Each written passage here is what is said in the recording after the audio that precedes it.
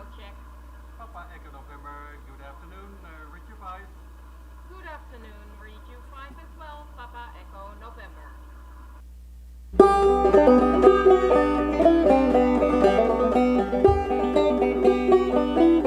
Oh yeah, shuffle. I'm loading up this iPad with everything in the vaults. Each night I'm just gonna hit shuffle. Not running out, it's sitting still. We run through it like we're in a field, along a path that we can't see, put there by destiny. Only the fates can see us walking, and where we're going, fates are always smiling, 'cause they're knowing that after all, there's time for tears and gardens, there's water in the wind, and we will reap the harvest, there'll be stories to tell.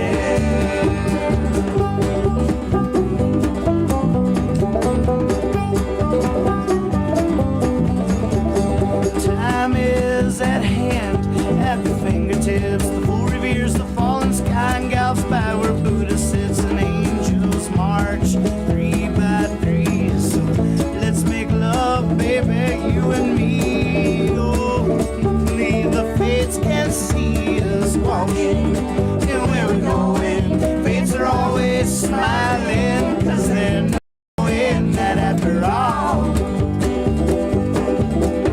there's time for tears and gardens, there's water in the wind, and we will reap the harvest, there'll be stories to tell.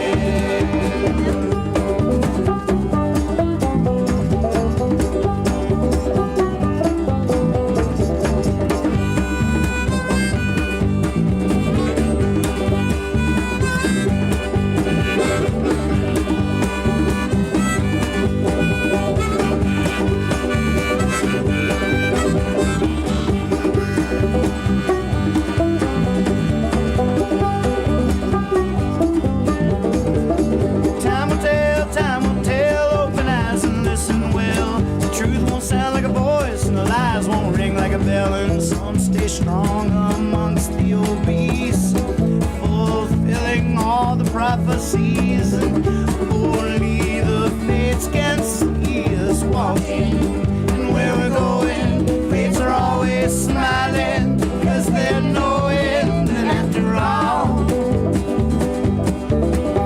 there's time for tears and gardens, as long as there's water in the wind, we will reap the harvest, there'll be stories to tell.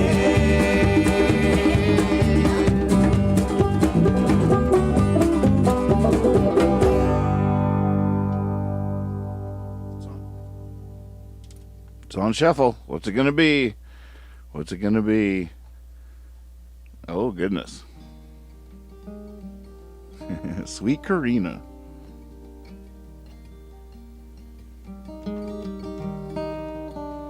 This is the amusement song, first appeared on Sweet Things. Sweet Karina, don't lie. You know you don't want to go. You don't have to, you know. You could stay here beside me. I could find you, you could hide me.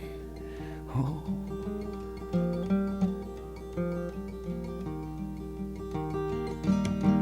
Sweet Karina, you smile. What a smile has to say. Well, I guess it's okay if I lie down beside you and slowly untied you.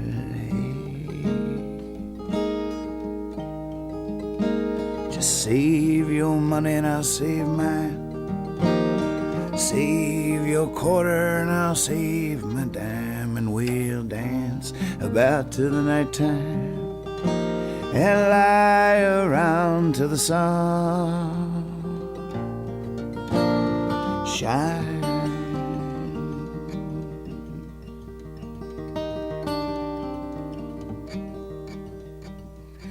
Sweet Karina, sometimes the memories shed you.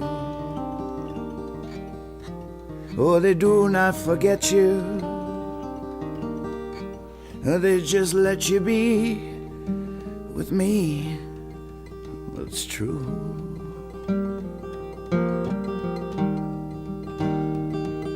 And sweet Karina, you see the train in the town, and the Venus sundown,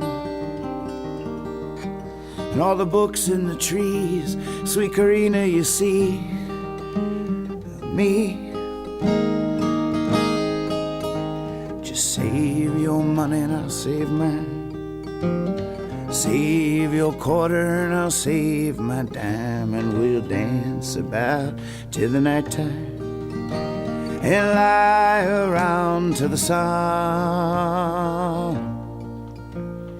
shine.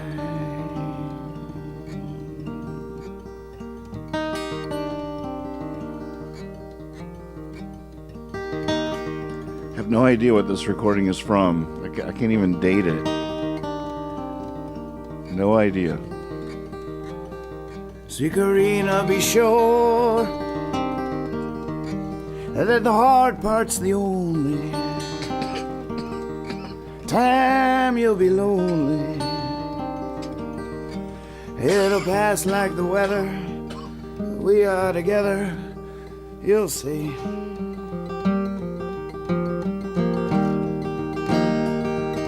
Sweet Karina, please stay. There ain't no place you go that wants you so. There's no music in the bars, there's no warmth in the stars, no. Just save your money and I'll save mine. Save your quarter and I'll save my dime, and we'll dance about till the night time and lie around till the sun shine, shine. Interesting. I have no idea what that's from. Sweet Karina, what's next? I'm so glad I cracked the code of how to do the opening music. Oh yeah. Every silver lining from You Yeah Smoking Hot. This song needs some clarinet. Almost every silver lining have a cloud. One day I'm walking 6 inches off the ground. The next I'm walking 6 feet down. Why must every silver lining have a cloud? Oh, brave, we are so brave. With the time we spend and the time we save. Every ray of hope casts a shadow of doubt.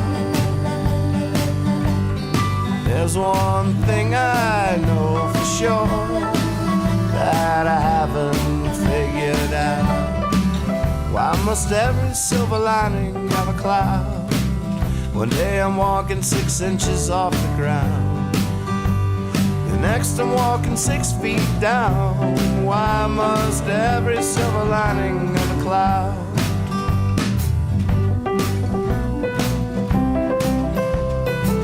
Kevin Zernig on piano.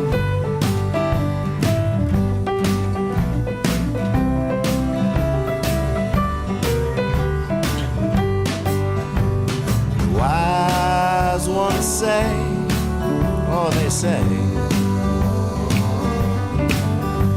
can't have one without the other day.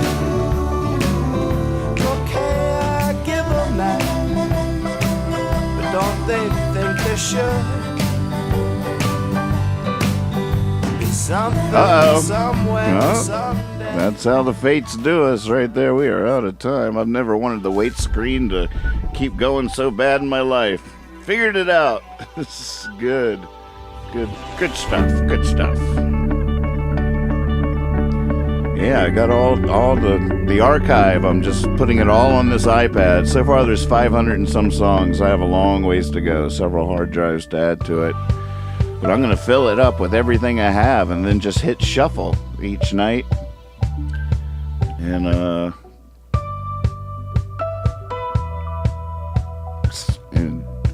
I'm very happy about this.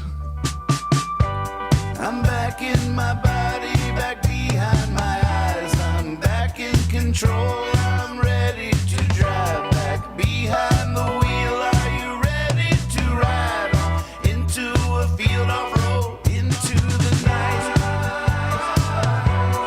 into the night, into the night, into the night.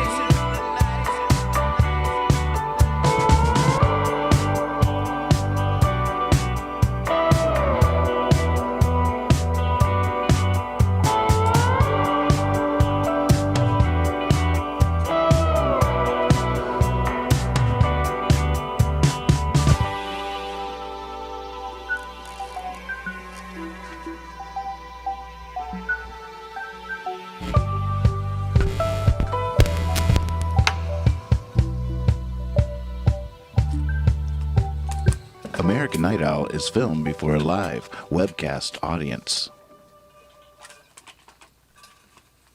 That's you. You know who you are.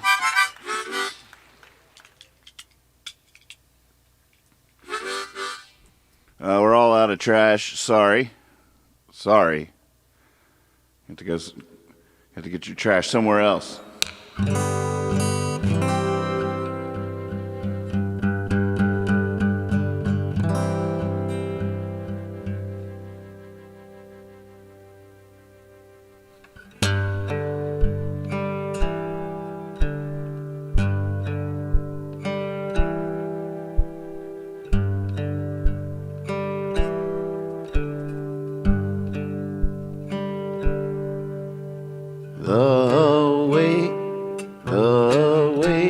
Start over.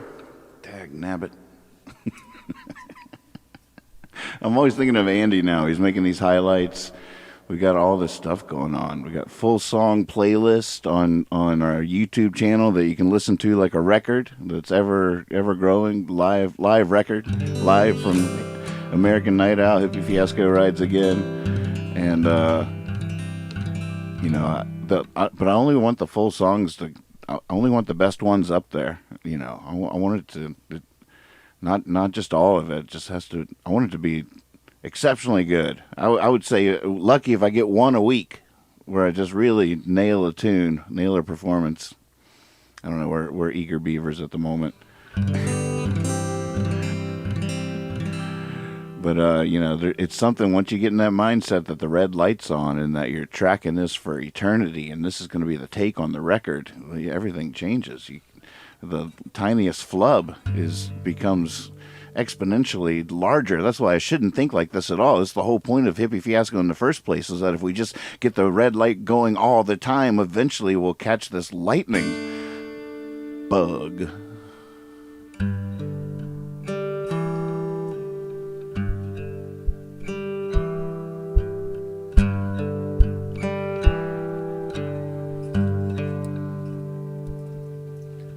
The way you say things, the things you do, that sound you make, the way you move. Reckon I'll be begging in a day or two for you to come over.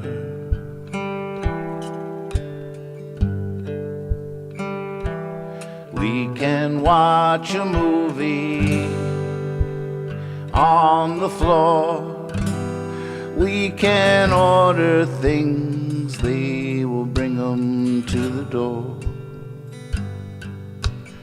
Always something, sometimes nothing, never bored when you come over.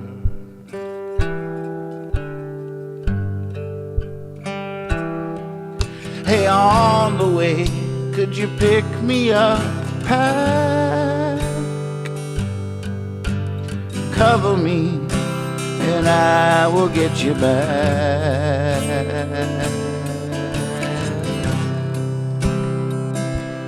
When you come over,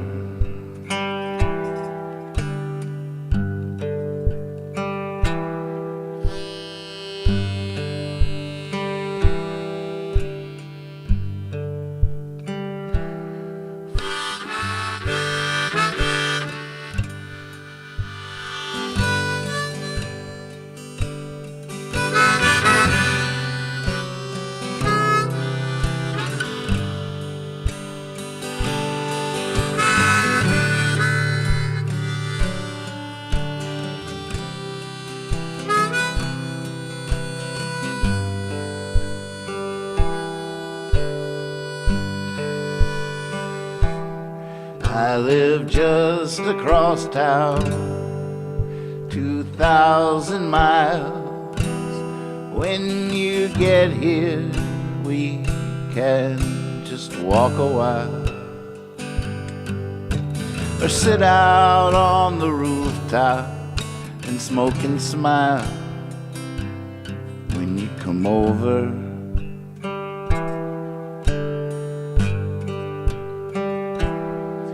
hey, on the way, could you pick me up a pack?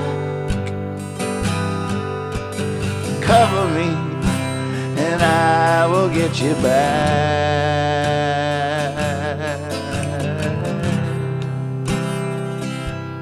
When you come over,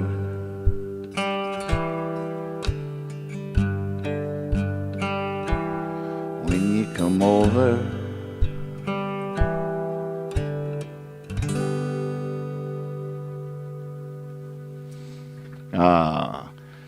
that definitely got me in the mood as a good opener. Don't publish that one though, Andy. I can do better. I can do better. I really want to play every song I write 1,000 times, but I write too many songs. I got this one coming to me right now. I'm trying to figure out. Maybe Stuart, you can write the next verse here. You're on a roll. See if you can send something in this. You don't have to necessarily make sense, but it has to rhyme and it has to have the meter and the rhythm, you know. There are some rules, but that's not necessarily true. I'll just take that and make that the second verse.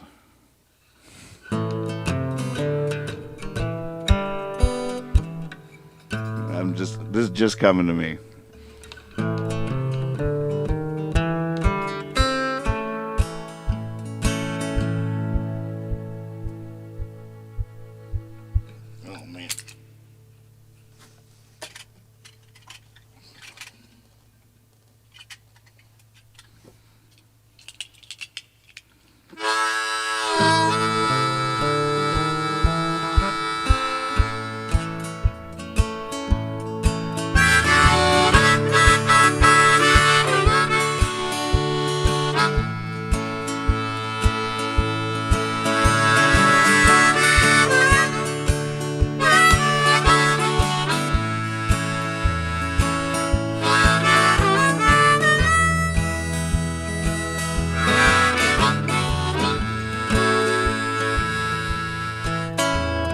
Never been a horse that couldn't be rode.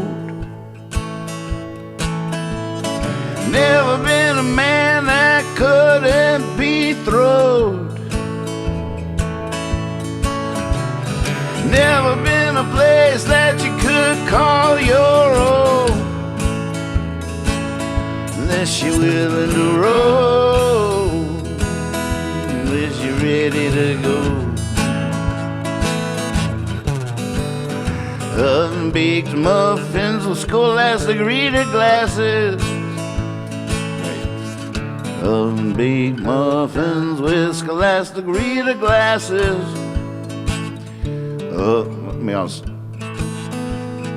Oven-baked muffins. Oven-baked muffins. Scholastic reader glasses lined up. No.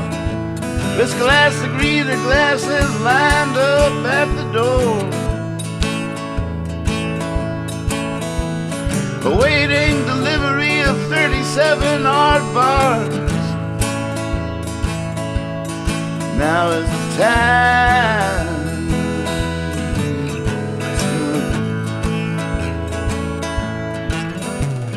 Riding through the storm in the middle of, riding through the storm in the middle of, riding through the storm in the middle of the night. She opened up her door and invited me inside.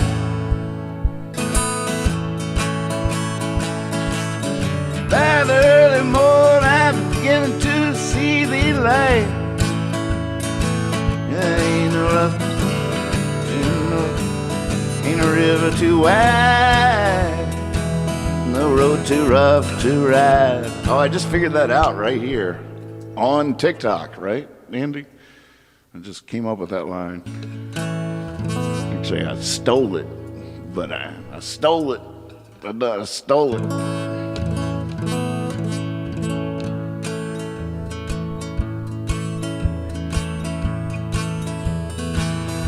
Ain't no river too wide, no road too rough to ride.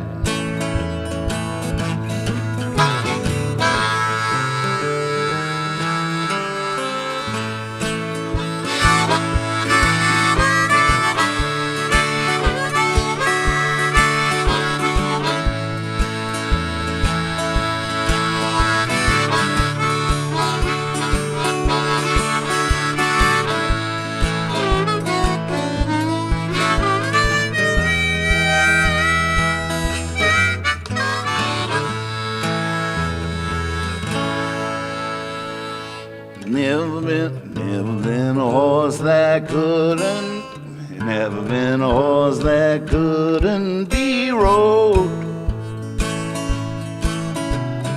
Never been a man that couldn't be throwed. Never been a place that you could call your own.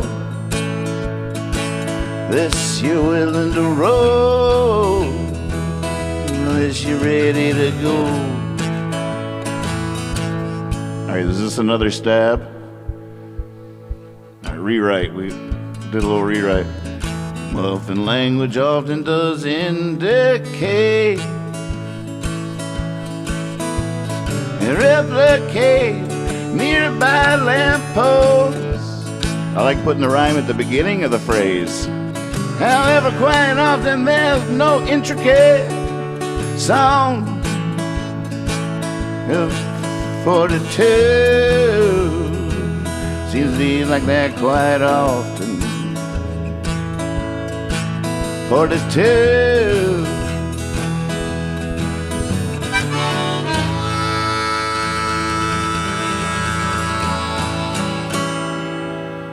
Stuart's gonna sue me now.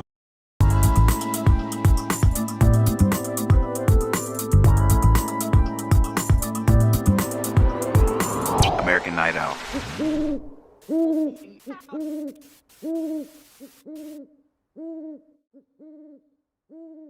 Think I'm gonna give a go at this tonight. Didn't count on me. I sort of win. Turtle wins. House keeps the money. You start to freeze. You start to freeze. You start to freeze. You start to freeze. You start to freeze. As someone looks you right between the eyes. Thriller, thriller night. Thriller, thriller night. Thriller, thriller night. Thriller, thriller night. And no one's gonna save you from the beat. all the while, but all the while, but all the while, but all the while, they're up in wide.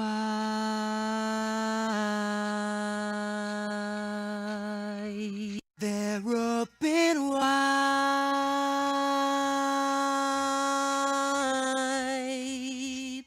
They're up in wide.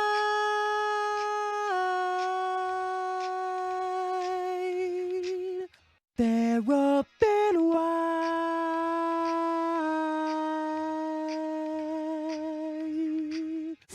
They're up in wide.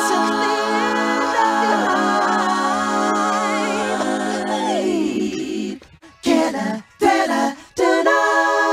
Tonight we're just calling the dealer, dealer, jeller, dealer, here tonight. Killer, dealer, jeller, thriller, here tonight. Killer, dealer, jeller, thriller, here tonight. Killer, dealer, jeller, thriller, here tonight. They're up, killer, dealer, jeller, thriller, here tonight. Thriller.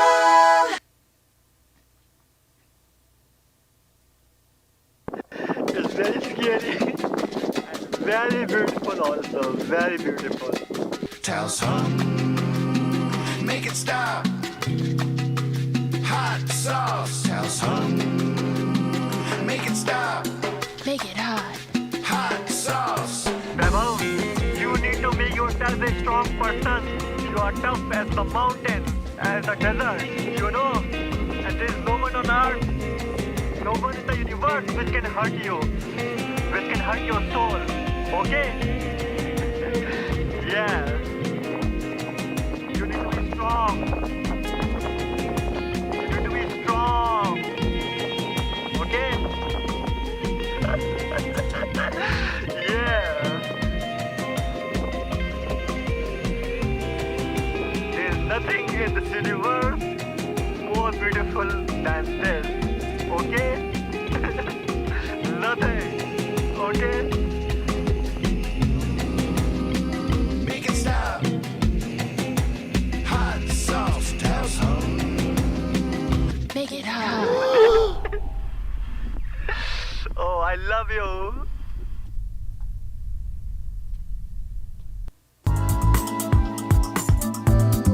Oh my God, that Michael Jackson, right?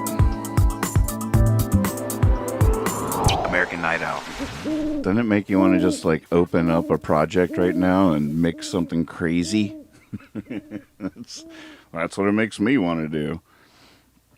So, you know, I've just been continuing to grow here in different ways. Made my first pizza tonight. I wouldn't say it was a huge success, but it was a huge success in lots of ways. It wasn't amazing by any stretch of the imagination, but it was good, which, you know, is a common euphemism about pizza.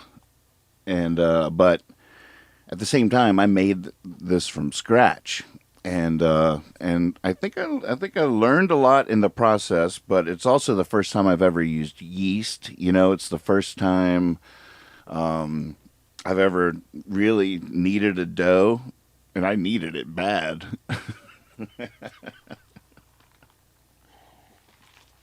Hey, it's fun. That just reminds me of the hotline call we just got today. John Dotson. Nathan, it's John Dotson. Hey, John. It's just I was thinking about making chicken and rice tonight, and I've actually never made a chicken and rice dish like I think you described it on the show a couple of weeks ago.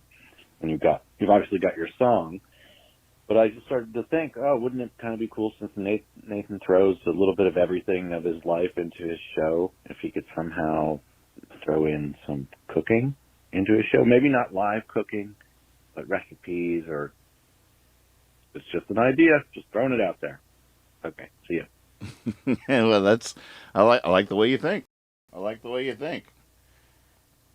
Well, you know, it was my pizza ever, so I didn't want to assume that it would be an interesting thing to watch me make my first pizza ever, but I'm going to bark up this tree. I'm going to crack this case.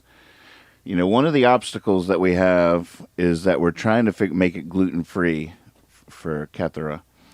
And I'm up for the challenge, but that adds a wrinkle into, you know, making it a little harder to understand what might be going on that makes it not amazing. But the yeast that I used was old, and I think that's what happened because it didn't rise. Definitely didn't rise. So I'll take that upon myself. But it did shake on the tray. Check this out. Yeah, look at that. Did not stick at all. Let's see that again. Show me that again, Bob. That was nice. Watch. Notice it does just a little jiggle on the tray. It just slides right back and forth. I just slid it right onto the cutting board. Pretty sweet.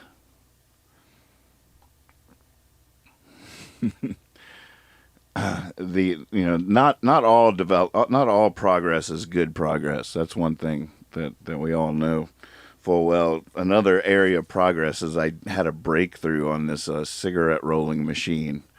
I now have a whole new way of doing it as of like 5:45 today. Lick the paper first. I always built it with the filter and the tobacco and then licked it and then slid the paper in behind it. But I find if I lick the paper first,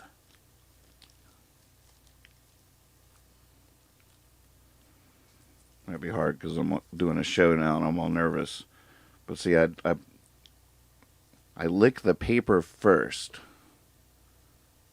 And then I put in a little filter down here. A little filter goes in there in the bottom. And then it's usually like 2 good pinches, top and bottom. Pack it down. Oh, see, it's already sticking to my finger. I'm holding it at a weird angle so you can see it better. It's going to ruin everything. And then I pack it in so it's below the rim there. Try to scooch some down next to the filter so there's not a air pocket right there. You don't want a gap between the tobacco and the filter. All right. I'm going to let it go with that. It's just showbiz. We'll fake it. But bam. Even holding it at a weird angle and more nervous than usual, it's still far superior than what I was doing just yesterday. Hate to say it. But it is so tight, and I realized because Lex was over here and he had a pack of American Spirits, and I had been rolling these, my cheat. I'm quitting, so I'm rolling them, and I held one of mine next to one of his tailor made, and mine was way fatter. I remembered it all wrong. I was like, oh, those are way skinnier, tighter, a lot like this, I have to say.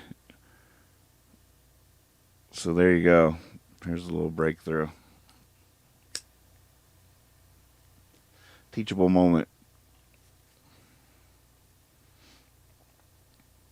But yeah, cooking. You know the thing that I wish I had documented. The last thing I made that I really wish I'd documented, no, that's a curry, was we made pepper jelly. Pepper jelly. And the most common way to eat it is you pour it on like some goat cheese and dip it with crackers. Folks, this stuff is ridiculous. Taos Hum, if you're watching, we got to talk. We really have to talk. This stuff, I'm thinking about just making this stuff. Just going for it. Sorry, folks. No show tonight. We got a pepper jelly business we're trying to get off the ground here. This stuff is delicious. It's a hot pepper jelly. Has jalapenos in it. Actually has some Taos Hum peppers that they sent me in it. but you just wouldn't believe the taste. It's not hot, just has a hint of heat. It's super sweet. It's super flavorful, and it's unique. You're just like, this is a new taste. What is this? Hot pepper jelly. And with the goat cheese, it's ridiculous. It's ridiculous. I'm afraid we'll never make a batch. We have about 10 jars up there. So $1,000 a piece, folks. I'm not making any more. This is my hot pepper jelly business model. We got 10 jars of the most amazing hot pepper jelly you've ever had in your life. I'm telling you what, this is something you've never tasted before. It's ridiculous. It's so delicious. You just put it on a little piece of cheese. That's a really good way to eat it. A nice hard cheese. It's ridiculous. We have 10 jars. 10 jars, folks. Pints. $1,000 a piece. American Night Owl hot pepper jelly. Hippie Fiasco Hippie Fiasco hot pepper jelly. In coordination with Taos Home Hot Sauce presents to you life-changing, the healing properties of Hippie Fiasco's hot pepper jelly are too many to mention in a 1-hour late night program. But just trust me on this, folks. You're going to want to get your hands on one of these jars. You're going to want to get your mouth on some of this jelly because it's unbelievable. I can't think of any other way to distribute it.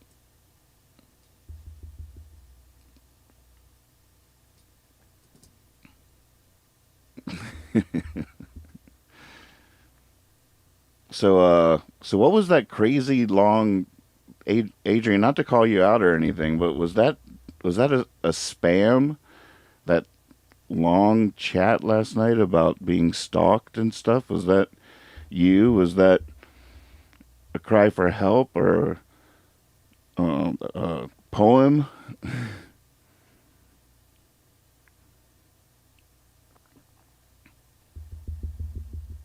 And Stuart, since I'm calling people out directly, I'm not really calling out. I'm just checking in.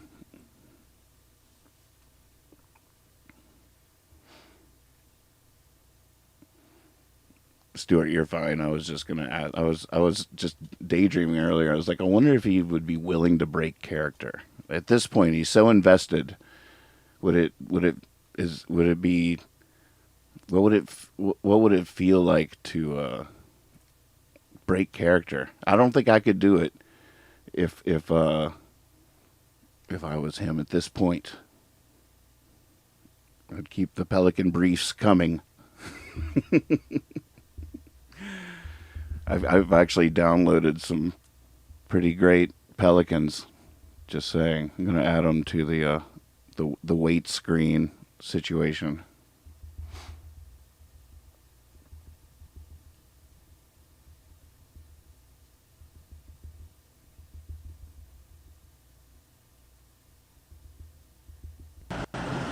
Stuff like this. They really are a fascinating animal. Look at that beak, is so long and skinny, and then it has a whole bag that comes out of it that disappears entirely. Oh my God. What on earth? Hello. Sir. Kind sir. I was wondering if you could spare a fish.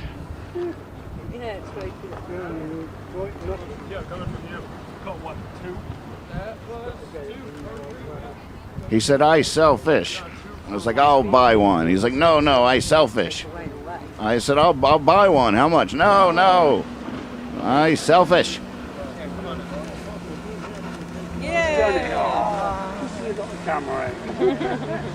What on earth?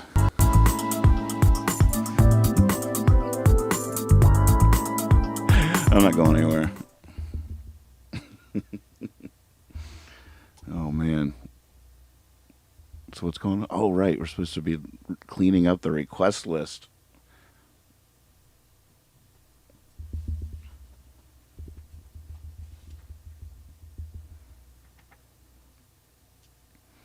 Well, I'm glad we could be here for you, Adrian.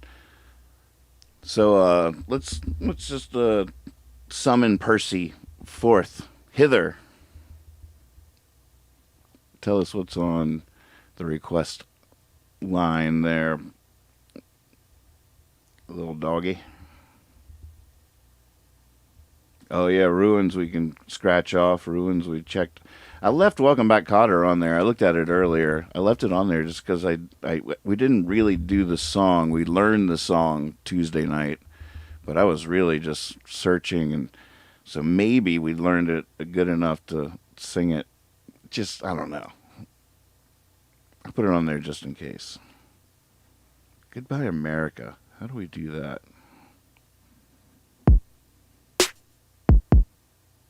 Maybe.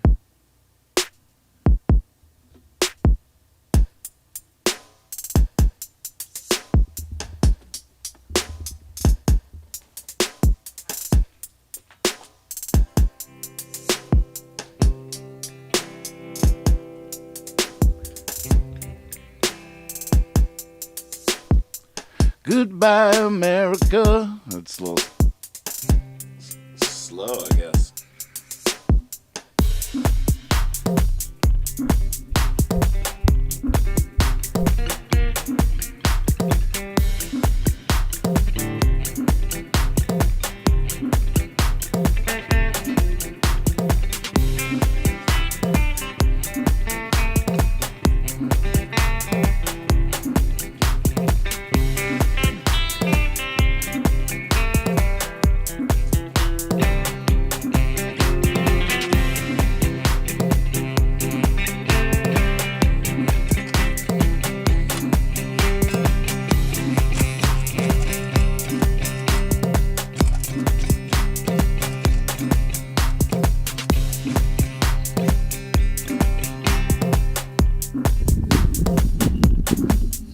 Hey,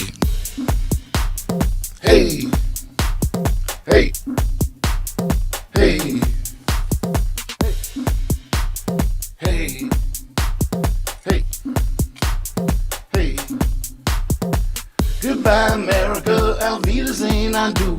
Someday I'll come crawling back to you, and then we'll go out dancing and we'll have a ball. Sure, by then I'll be missing y'all.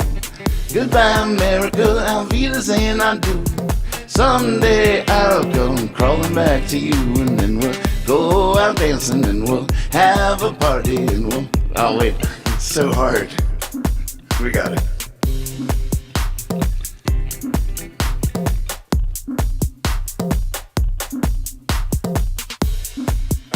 Does Percy know the words to this?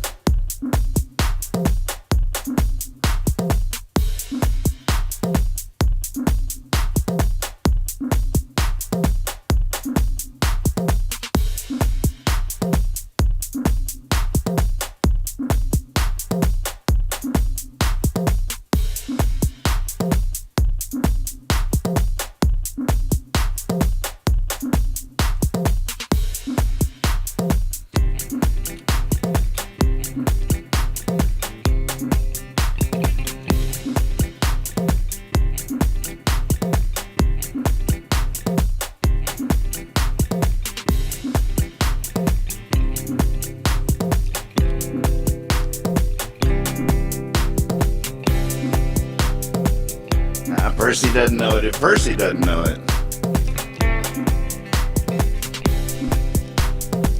Goodbye, America, Auf Wiedersehen, I do. Someday I'll come crawling back to you, and then we'll go out dancing and we'll have a ball. Oh man, what's first? Goodbye, America, Auf Wiedersehen, I do.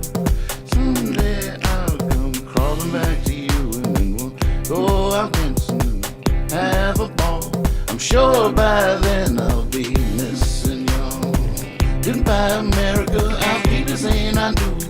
Someday I'll come crawling back to you, and then we'll go out drinking and we'll have a party and we'll shoot the moon with a rubber band, and we'll go out dancing and we'll have a ball. I'm sure by then I'll be missing y'all. Goodbye, America, I'll be the same I do. Someday I'll come crawling back to you.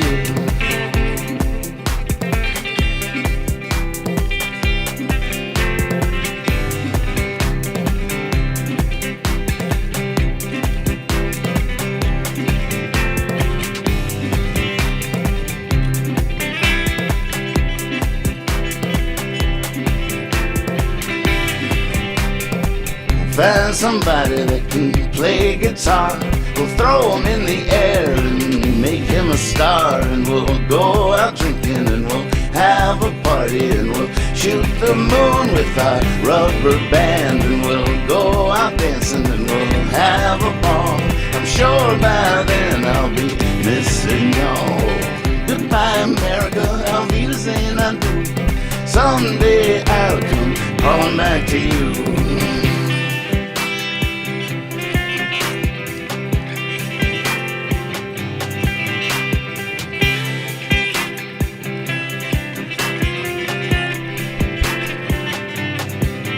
And we'll find a drummer and we'll give and we'll find a drummer and we'll give him trash cans and we'll feed him drumsticks from our pots and pans. And we'll find somebody that can play guitar and we'll throw him in the air and make him a star. And we'll go out drinking and we'll have a party. And we'll shoot the moon with our rubber band. And we'll go out dancing and we'll have a ball. I'm sure by then I'll be missing y'all. Goodbye, America, I'll be the same I do. Someday I'll come crawling back to you.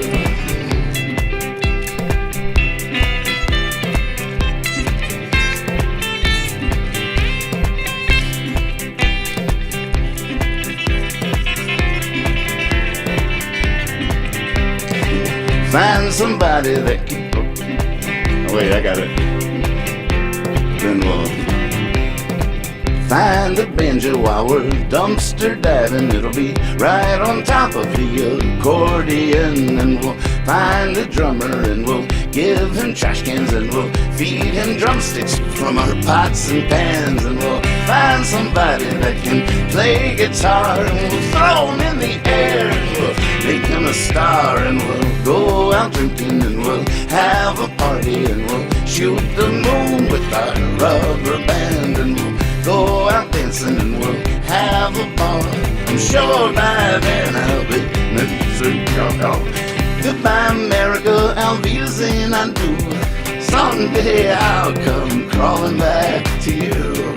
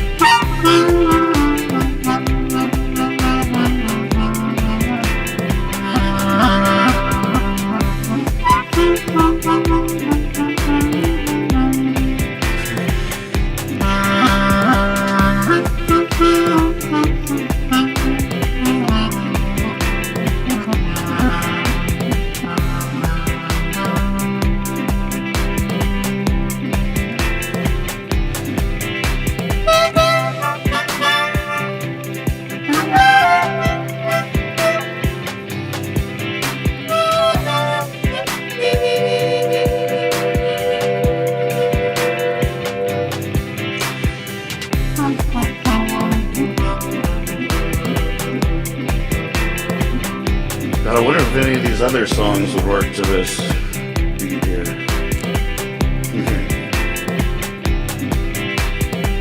Goodbye, America.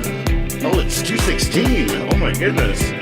Good eye, Ben. Good eye.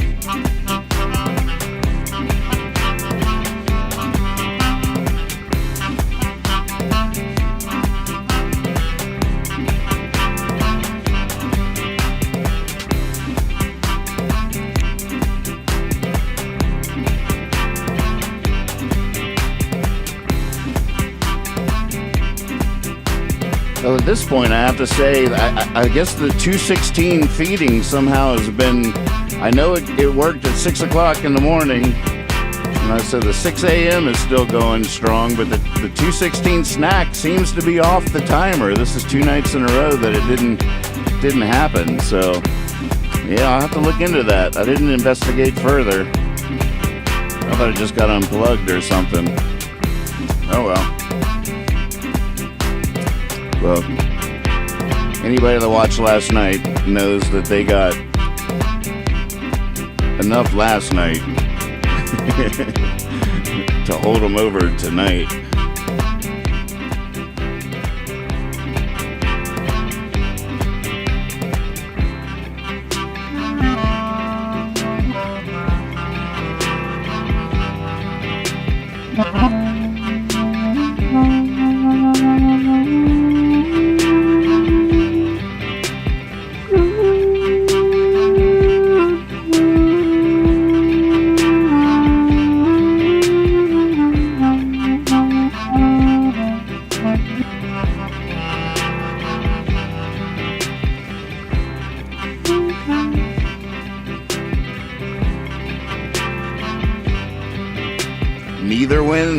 Neither wins the race. Neither wins the money tonight. Tonight the drinks are on neither. Let's do it. Let's party. Come on, neither. Let's go.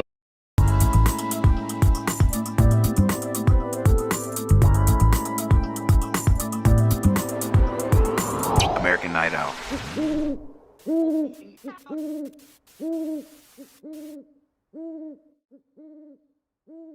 The song's called Whatever You Say. I wrote it out in Vermont some years back. It's about, I was watching these chickens and they were just scratching around for food. We're all more similar than different.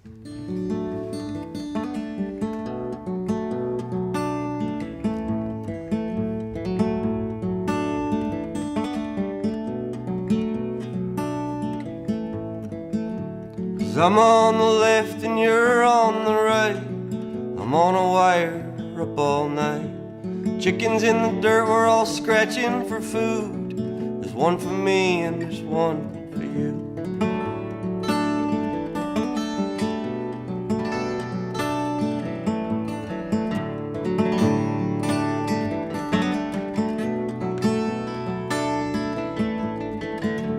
And now she stands so proud and tall, telling the world all the stories she stole. About to see this world's about to change. It's one more stranger bound for shame. It's one lost stranger gonna fall. They'll get the girl, they'll get it all. Put her in a cage and watch her spin. Life in a cage and she can't win.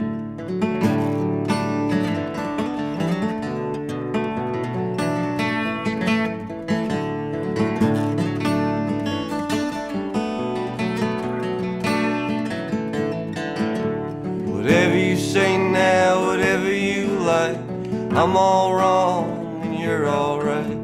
Whatever you say now, whatever you like, I'm all wrong and you're all right.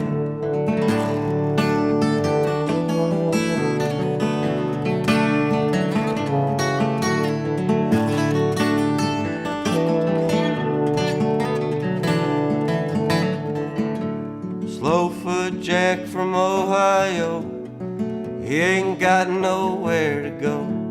About to see this world's about to change. It's one more stranger bound for shame. It's one lost stranger gonna fall. They'll get the man, they'll get it all. Put him in a cage and watch him spin. Life in a cage and Jack won't win.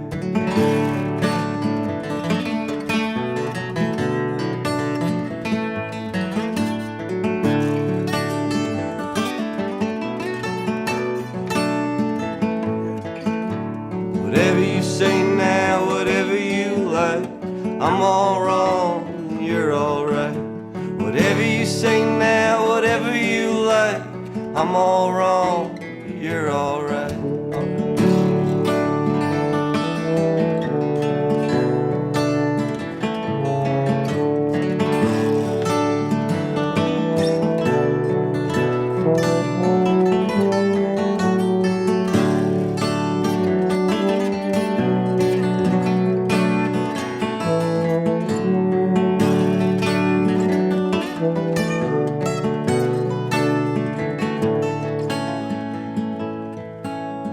You're on the left and I'm on the right. I'm on a wire, I've been up all night.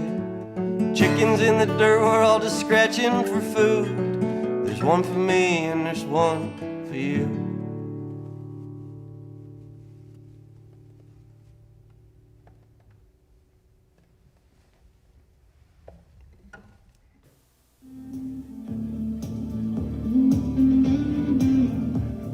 Tomorrow night, get ready to strap yourself in for another exploration of the possibilities beyond the universe.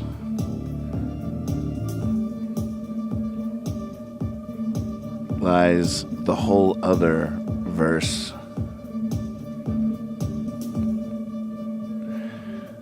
Oh man.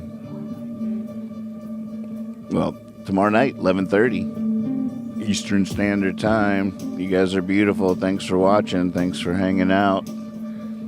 Time to find a leaving song. There's got to be one around here somewhere with all this stuff. There's got to be a leaving song here somewhere.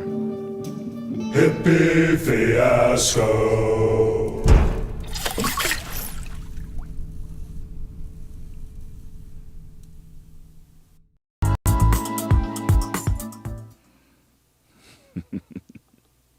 I hit the wrong button. It's still the wrong button? It is. I see. All right.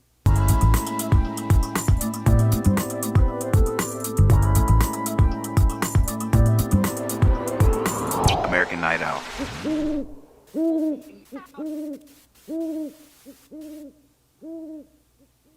Be that way then. Well, you know, I mean, it's 2:25. It's an hour-long show. It's just time is moving fast. I know it's trash night. I know of breaking certain precedents, but I have declared this as an aspiration to do a good tight hour-long show. A show. I just feel like it's a marathon, not a race. That's where I'm leaning into the marathon aspects. But this is a board meeting officially. It's trash night. We get to talk everything out, make decisions about our future.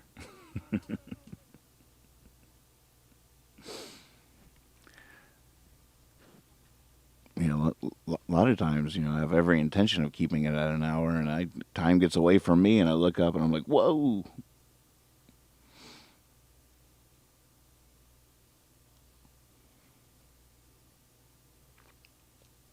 I like it when it the rare trash night where I decide that that means I drink.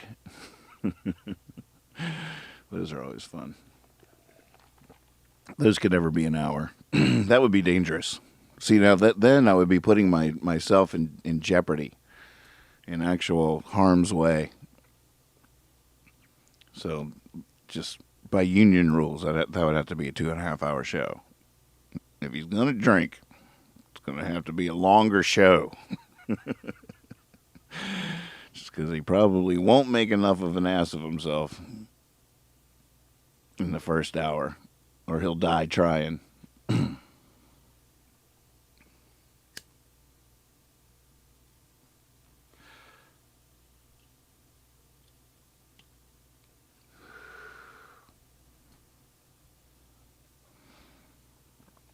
Well, I appreciate that, Ben. And I'm glad that it's too short. I think that's beautiful. But on a deeper level, you know, I just took that as a compliment at first, but it's also, you know, of course, a valid critique. There's something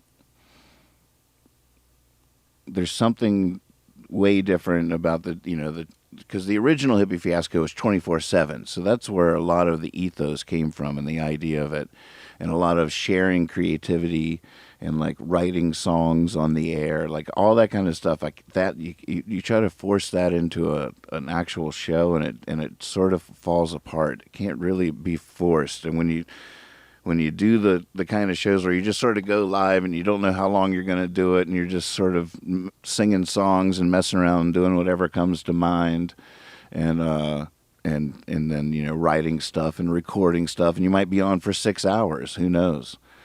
And I know Andy now gets to share in the struggle with me, tech support, making these highlight reels and stuff. I know he's glad I'm not doing 6 hour shows because then it just becomes impossible to mine the gold in a way, because we are creating art here as well as everything else. So there's just so many ways of looking at it. A tight hour show is just sort of more doable in so many ways, in terms of a long view too, but also just in terms of really making content, like really wanting as an artist to be making actual content as the byproduct of it, and so lots of ways of looking at it. Got to try all the hats on, because you just never know.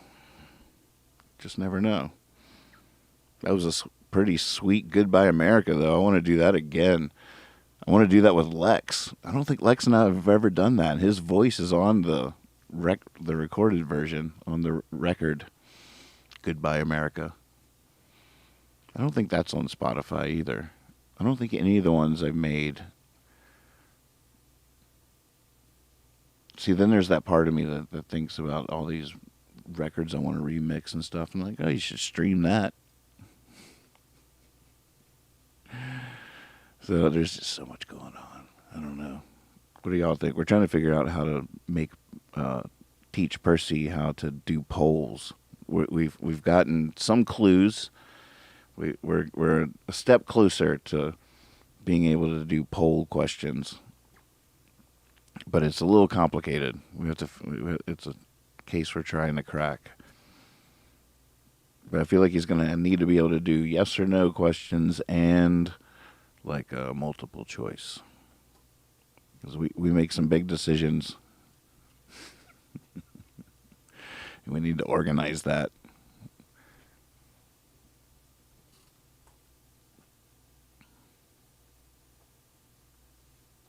Tech support's like the reporter at the town hall meetings.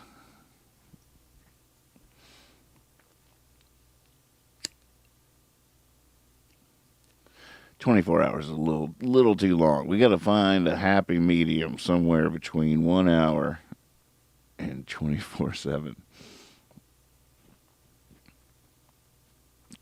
24/7 is that about keeping that red light on all the time. If you're always rolling, because it seemed to be a reoccurring phenomenon where whenever the red light was on, all the magic would get sucked out of the universe into the whole other verse.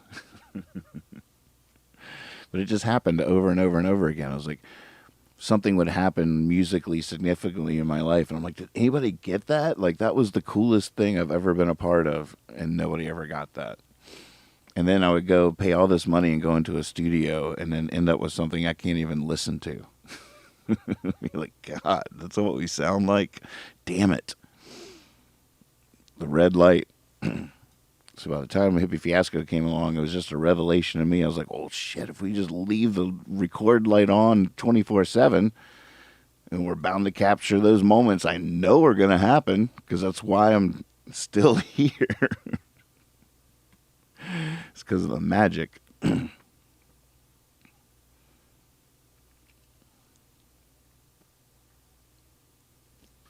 But, American Night Owl is just a show on Hippie Fiasco Television. One of many shows. Hopefully, somewhere in the future, there'll be all kinds of shows on Hippie Fiasco TV. Done by all kinds of different people. That's a dream. I'm already hosting 3 on the network. Okay, Google it. The whole other Friday Night Get Right and American Night Owl. 3 nights, that's a lot. Am I patting myself on the back? Maybe a little.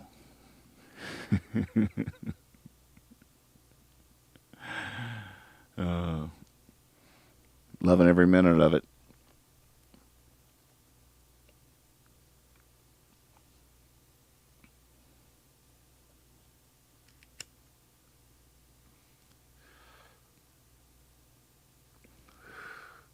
Got like 5 songs now for the next record. I want to think of a cool name for the record. I wonder what's the vibe going to be. The songs have a cohesiveness already. I can hear them together. Even this new one that Stuart and I wrote tonight.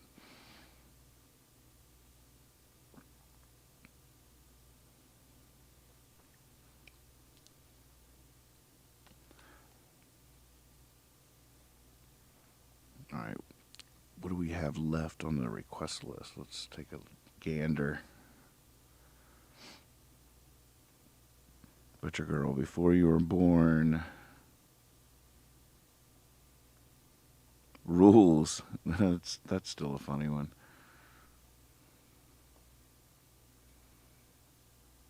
Rules.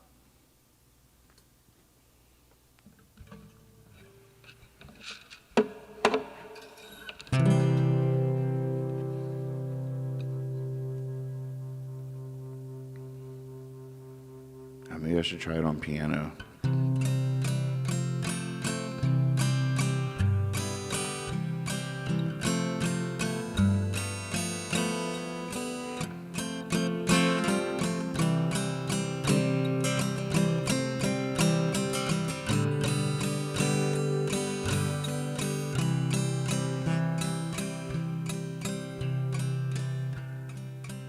How's it? I haven't sang this in years.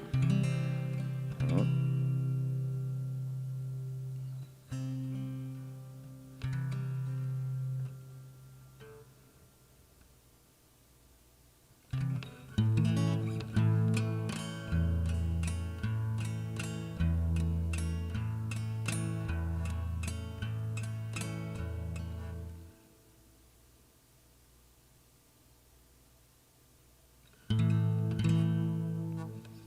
This person, let me see if Percy knows this one. Percy? Could you fetch Rules, please?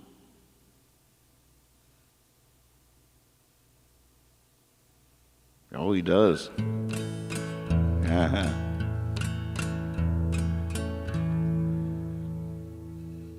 I wonder why it's not showing? Hold on.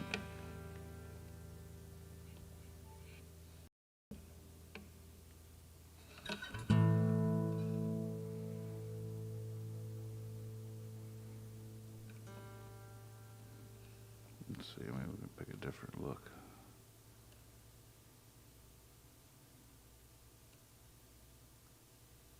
I like how that zoomed in on the spiral.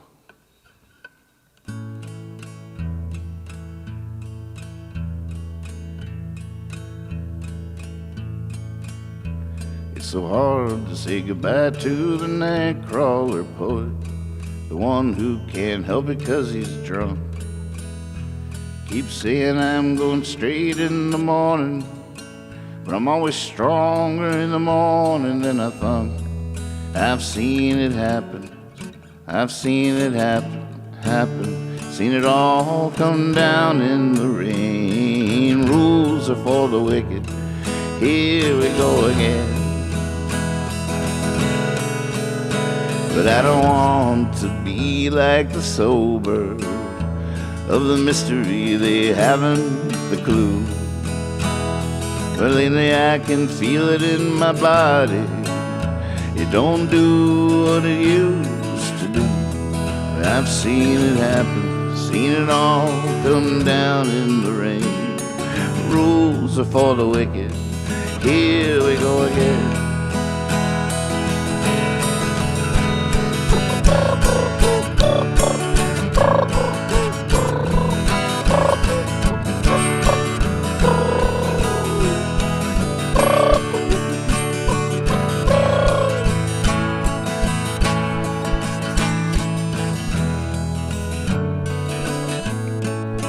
Can't do that anymore.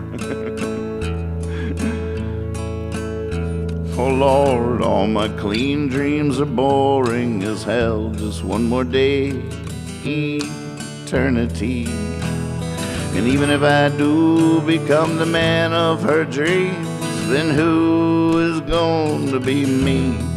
I've seen it happen, seen it all come down in the rain. Rules are for the wicked, here we go again. I say rules are for the wicked, here we go again. I say rules are for the wicked, here we go again.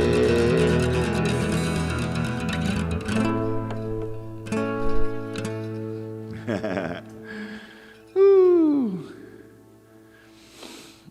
Man, it's been a long time on that.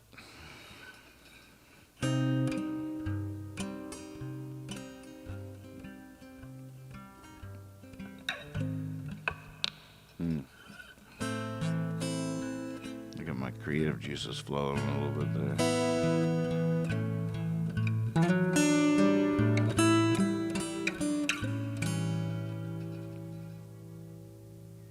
All right.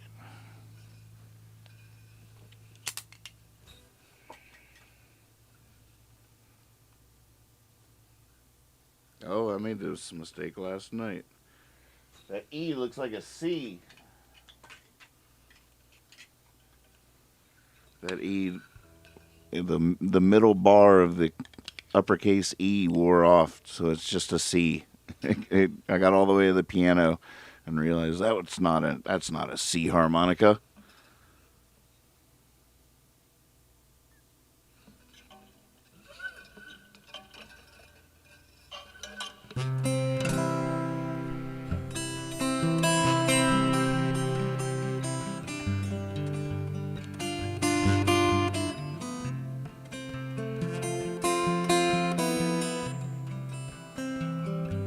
God, this should be I can't play it on piano yet, but it should be a piano song. So,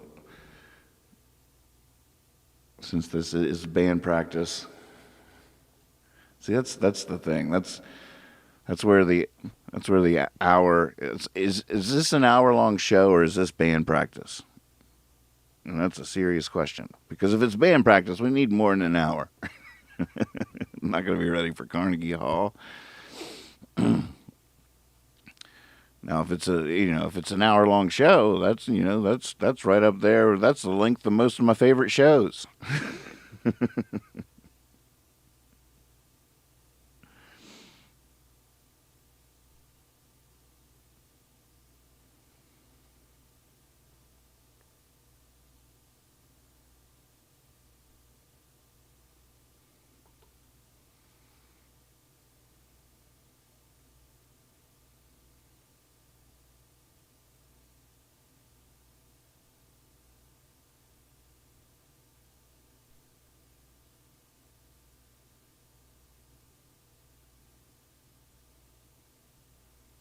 Got a little lost there for a second.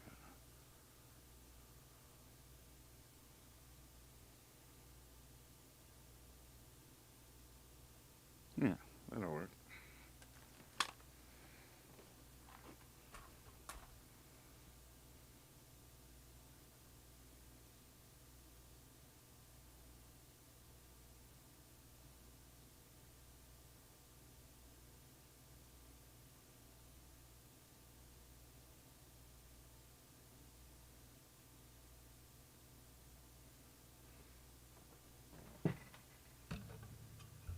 Oh, sorry, I forgot.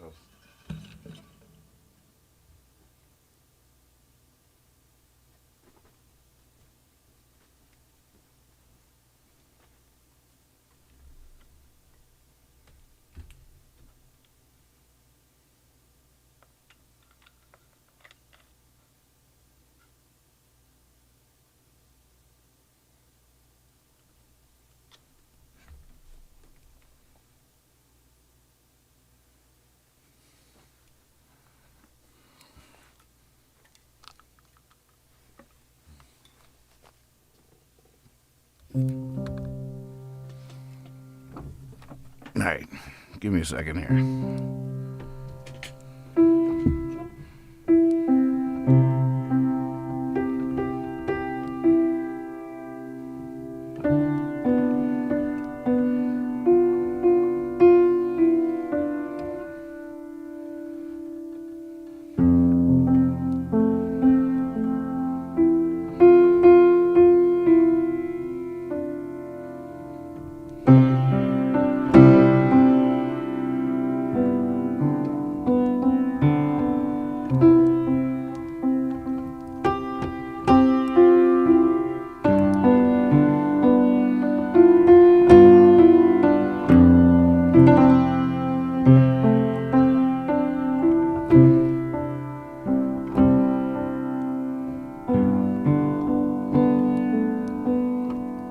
The city's swept under a carpet of lights. The boys in the band are drained into sight. There's a sigh in the sidewalk as the opens close. One man's garbage is a couple of warm rolls. I feel like a spring flower surprised by the cold. Come on too strong, come on too bold. Chasing my own, now the tale is told. But don't roll the sad ending, there's so much to go. I'll be a good time gambler,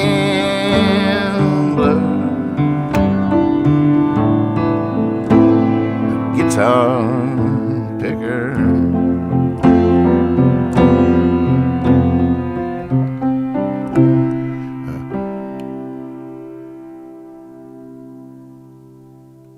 Perfect stranger,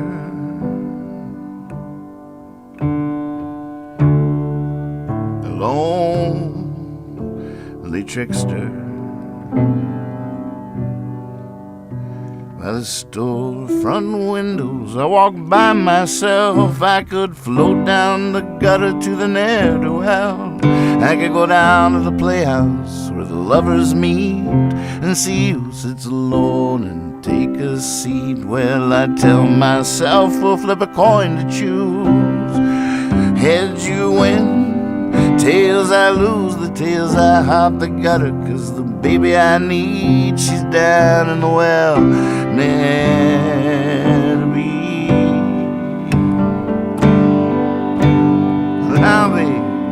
a good time gambler, guitar picker,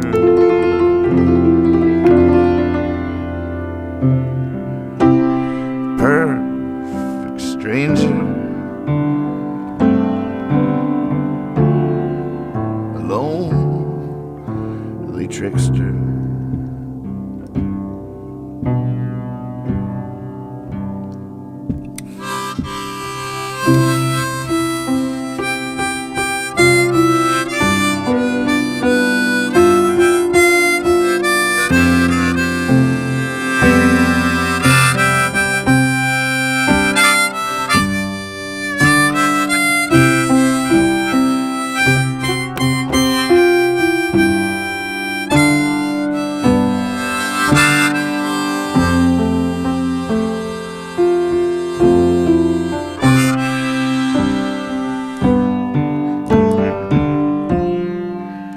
Tell me, who's not in love with the butcher girl?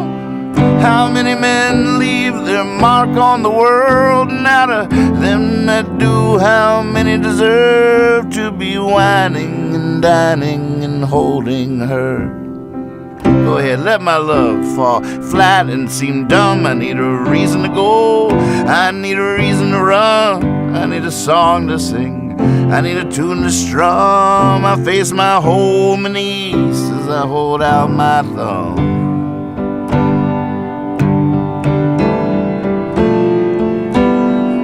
To be a good time gambler,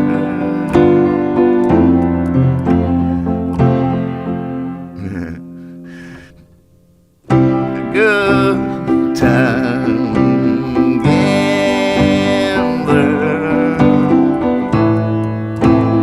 guitar picker, a perfect stranger, a lonely trickster.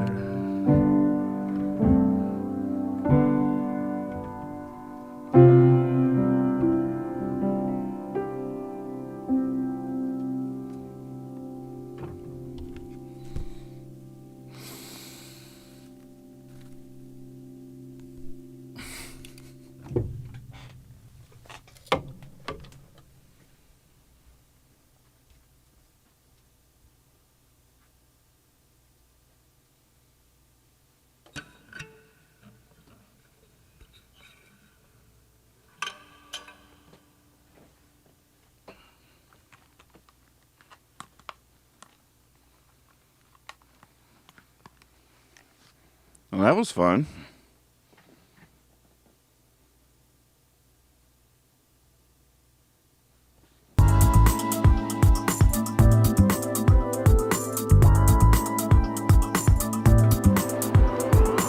American Night Owl.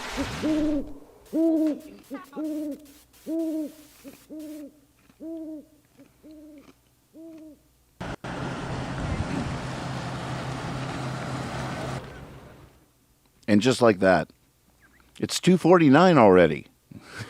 See, this is what happens.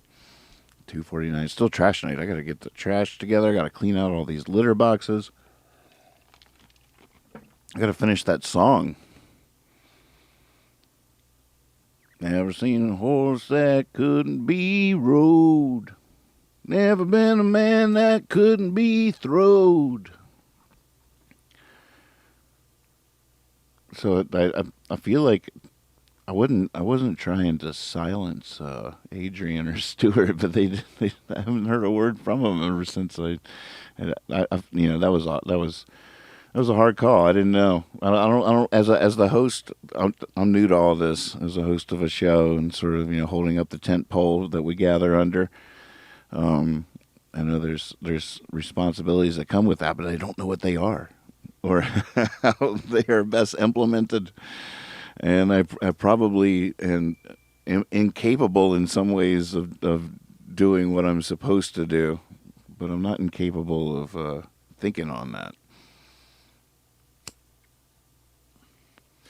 Boy, could you hear the Times just now playing Butcher Girl on piano? There were so many moments where I heard in my head exactly what I wanted the piano to do. No idea how to do it. Like I can't do that. I the idea comes to me and I'm like, oh, and yeah, and I'm like, no, no. What are you thinking? Why are you thinking that? That's not fair. We're on the same team here. Think of stuff I can do. Well, you can only really do that one thing where you just follow the chords of the song slowly on piano. I'm like, yeah, I know. That's really, we're having this conversation now, mid-song. It's awkward. Well, quit coming up with ideas I can't do. All right? Me. And I'll tell you what, I'll keep practicing so you can keep coming up with those, incrementally better ideas.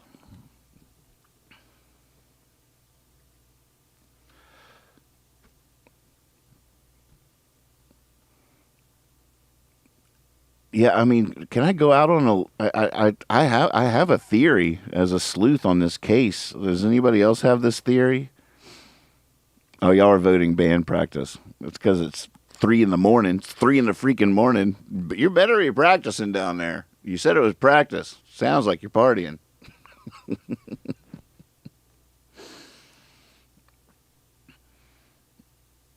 Martha, will you come in here and just cut this off? I don't know. I don't know what it is. Hippie something. Hippie fiasco. Why isn't my trick working? God, it's trash night.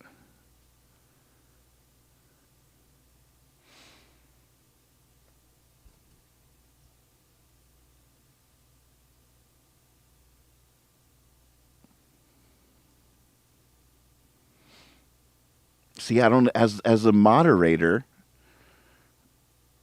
I don't know if I should.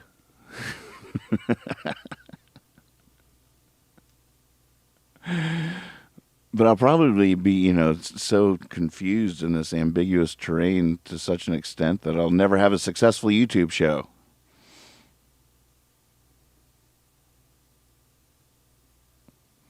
Yeah, I'm just live streaming from the back of my car here. I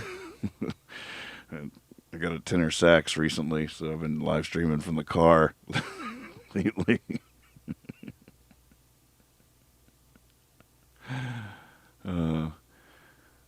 Actually, my neighbor had a good idea where I could practice my tenor saxophone and got me free tickets. And so lately I've been up here practicing. Wait, why isn't that working?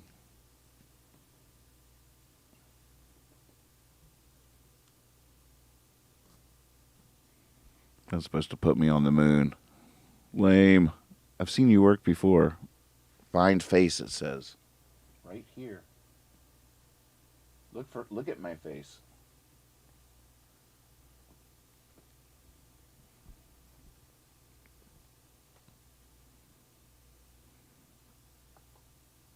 Well, let's just put it like this. The things she started saying then were very Stewart-esque. So she's joining him in the poetic flow, in the riffing, or that's not the right sound. I need dung dung. Let's sorry, it's trash night. Let's go find that sound, the one I needed. It could even be the Law and Order doink or whatever it is. But dung dung or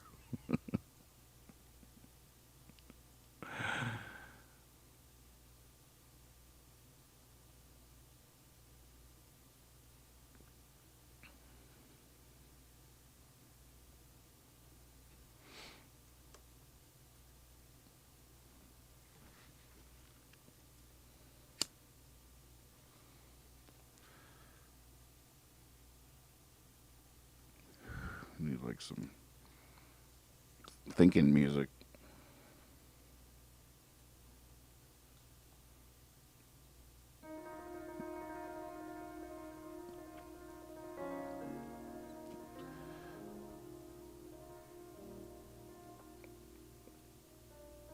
Oh, well.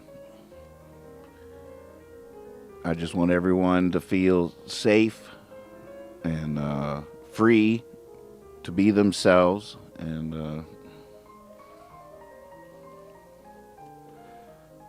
don't want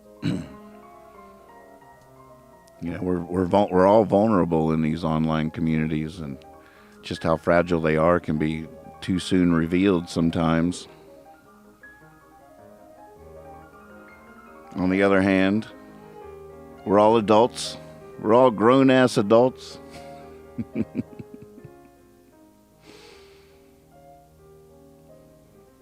But, in this day and age, too, with the volatility of the culture that we live in, the times it can get scary from everybody's perspective. We're all vulnerable in so many ways. And, nobody's done it yet, but, as this show grows and as we... Hold on, this music's really loud. Once one of these TikToks goes viral, folks, we're going to be flooded. We're going to be inundated with souls from all over the world. There's going to be, Discord channels for every country. It's going to be huge, folks. So we gotta be ready to have our open arms to that. But with that's going to come all kinds of stuff we're not prepared for.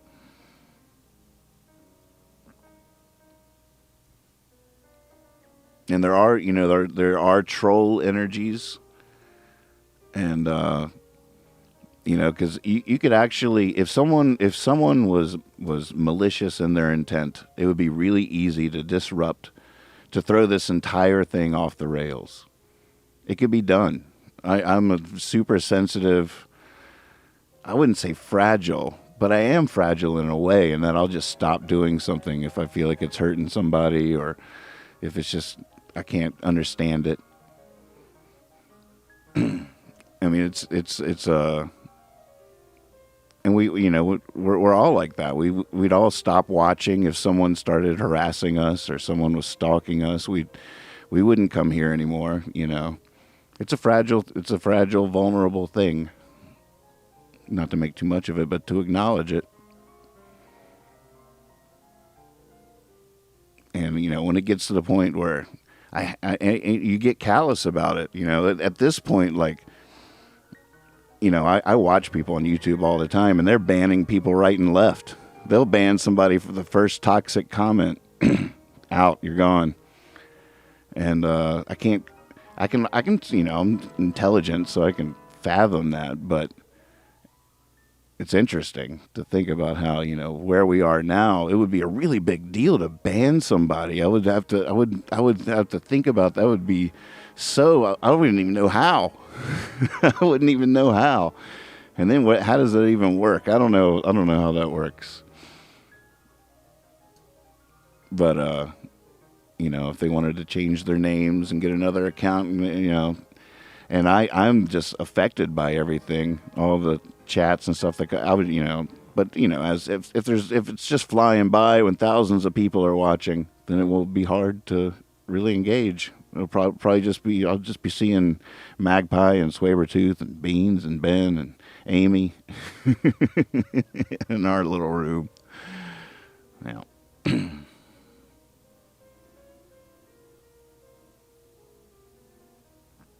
then people will make up conspiracy theories about us. Well, I heard. Oh, well. I'm glad I'm alive in this weird world. And I'm glad I have a YouTube show where I can sing my songs in the middle of the night to you beautiful souls. I feel like I'm doing what Woody Guthrie would have done if he lived in 2021. It's all I'm doing. It's what Woody would have done.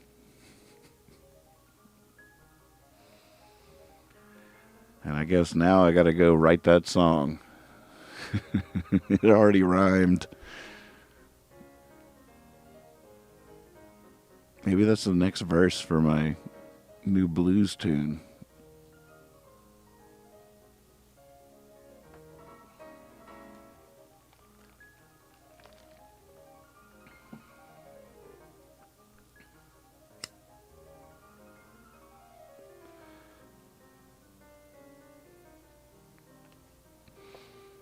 And I hope no one listening now or in the future thinks that it's stuff we haven't really had to deal with. And like Stuart's such an interesting character. I'm not sure who that is.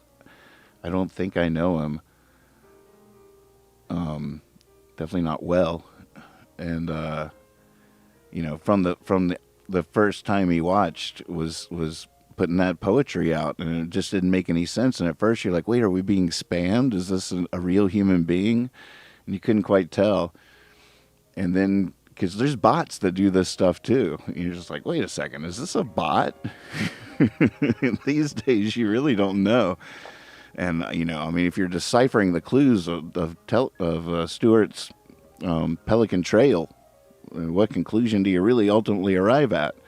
But at the same time, as an artist and as a punk,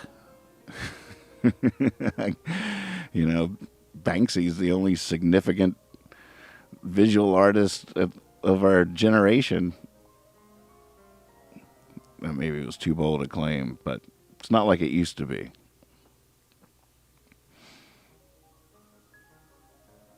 So, I'm always willing to see where it goes. But like I was saying earlier, at this point, if I was him, I don't know if I'd be able to break character. I don't know if I'd be able to, like, in the chat just be like, oh, hey, all right, everybody, truly I like the show. I'm going to go back to doing the other thing here in a second, but I just wanted to give you guys a heads up that I'm really just having fun out here. And really like that one song about the fill in the blank. I don't know. Whatever. Just regular random shit. How's the weather?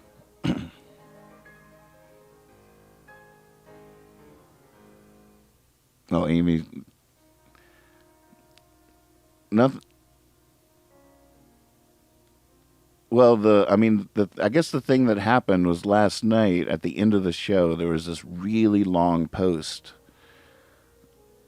in the chat that when you read it, it was like, holy moly. I mean, you would just immediately think that it was an accident or spam or something. Like, it was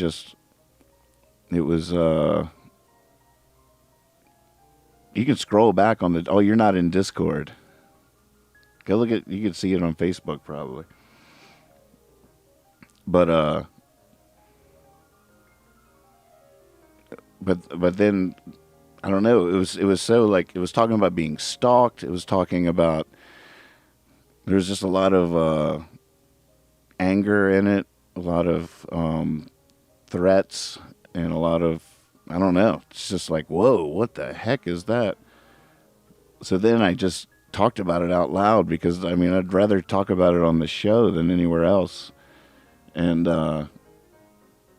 it was probably a bad call. I don't know. That's what, now we're just talking about that, like, as a moderator, as the host, what are my obligations? What's the best way to handle things? And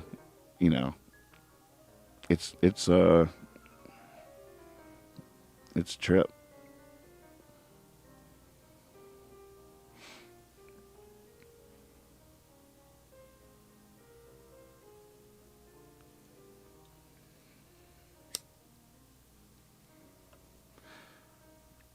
Lila says, we greatly enjoy your shows and really appreciate all the creative effort you put into each individual thing. I believe that commenter has some issues, maybe drunk or something.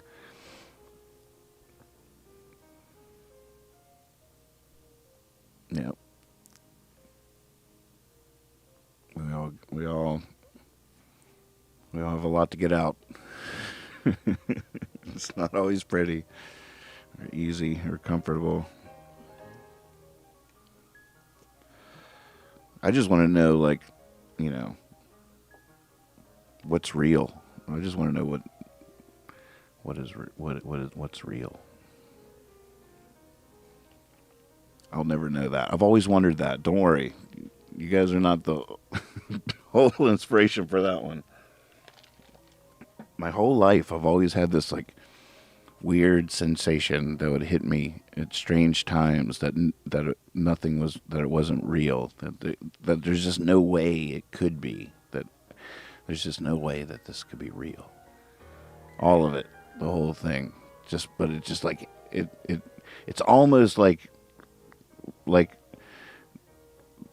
I'm one of those people that gets really queasy next to like cliffs and high places where I could easily jump, because I think I'll just jump, and I get so overwhelmed with the wanting to jump that I get queasy and I have to step back away. I get dizzy and weird, and it's almost the exact same feeling, except I don't have to be by a cliff. I could just be looking at anything or doing something, and it'll just hit me like there's no way this is real. There's no way. And in a way, it's like debilitating, but only for a second, and then I don't know what it is. Sort of rejuvenating, in a way. Welcome to the real world.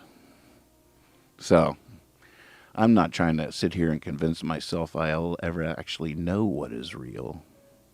I heard this interesting conversation tonight about, it was an intellectual trying to parse. He wrote a whole book on rationality, and he was asked the question, how could a scientist also be religious? And the intellectual asserted that the scientist could compartmentalize. So he puts his Christianity in a box in his brain, and then uses the rest of his brain to think scientifically. I turned to Kether and I was like, I could be an intellectual, because that doesn't sound right at all. I don't even know yet why, but I'm going to school because I just know that was not the right answer. It's a answer, an answer. It's not, you don't know, but it is very fascinating how we as a people talk about truth and what kind of truths we allow people to have, and how we see each other and how we communicate. And it's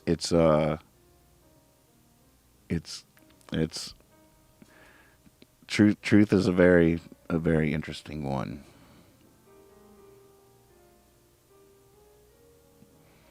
I think a lot of times in politics we have to get better at enjoying our truths. A lot of times we use our truths as a weapon against people that don't believe in our truths, when we should be using our truths to better the world around us and to make us shiny people that beam love and truth and gratitude and wisdom. That's what our truth, but we get so into weaponizing our truth to use against people that don't believe in it, which is actually the dumbest look in the book, because all of a sudden we just look like idiots. All of a sudden we are.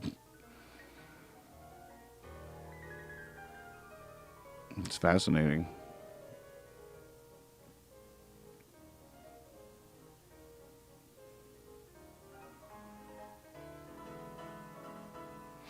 Lila says, I'm getting my degree in sociology and behavioral sciences. We talk about the truth issue a lot. I bet you do.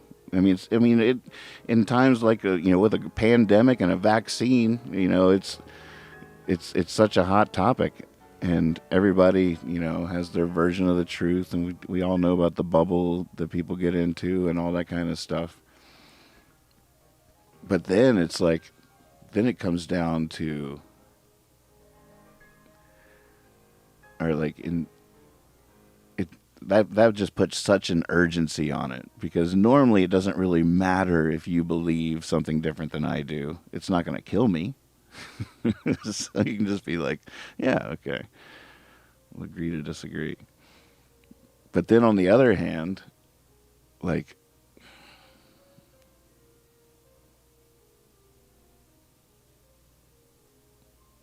everybody has such a whole life of reasons they believe the stuff they believe. And a lot of those things can't be argued about with math. You can't prove them wrong.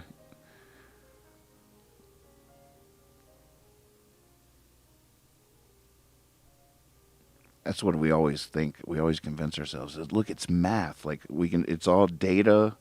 We just do the data. We gather the data. We apply, scientific reasoning. We have it peer reviewed. We can all agree on a basic set of, and then it's just math, and we can just talk about it like math.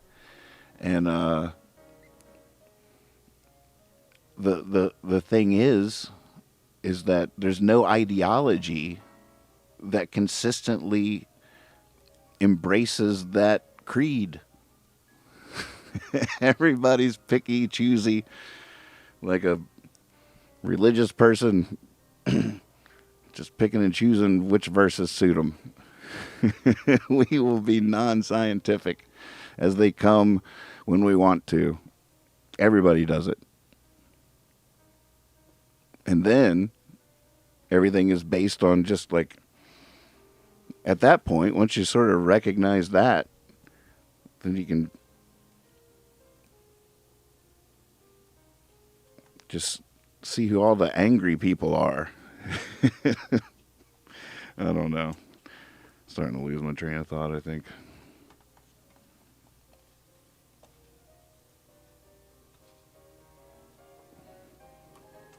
Truth is so tough, because who doesn't think they're on the side of truth? Who doesn't think that they qualify to be on the panel as an arbiter of what is and is not true?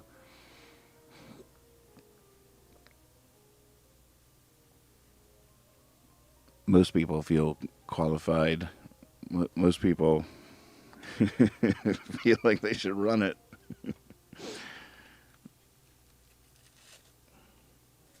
But then, you say, you look back through history, and, even in the world of science, it's so fascinating, because on one hand, like, every modern day age of science is sort of proof of how wrong science can be about almost everything in ridiculous ways. All the way up until recent history, science making huge mistakes, getting things really wrong, and being nefarious.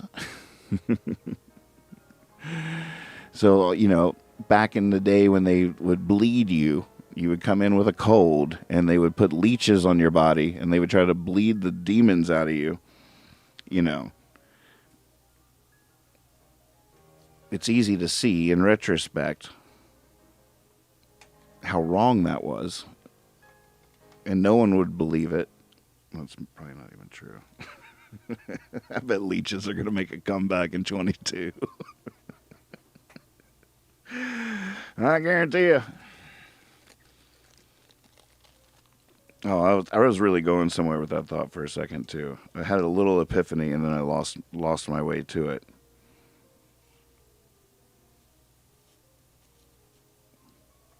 But it is interesting how science is simultaneously proof that truth can be discovered and known and revealed, and at the same time, science can be wrong about a lot of stuff every step of the way. It's like proof of both things. As you look back through history, it's like so obvious, the stuff we've discovered and that we now understand and know.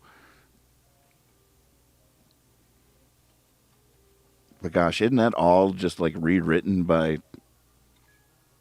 other things? Then you start learning about other dimensions, and you're like, oh God.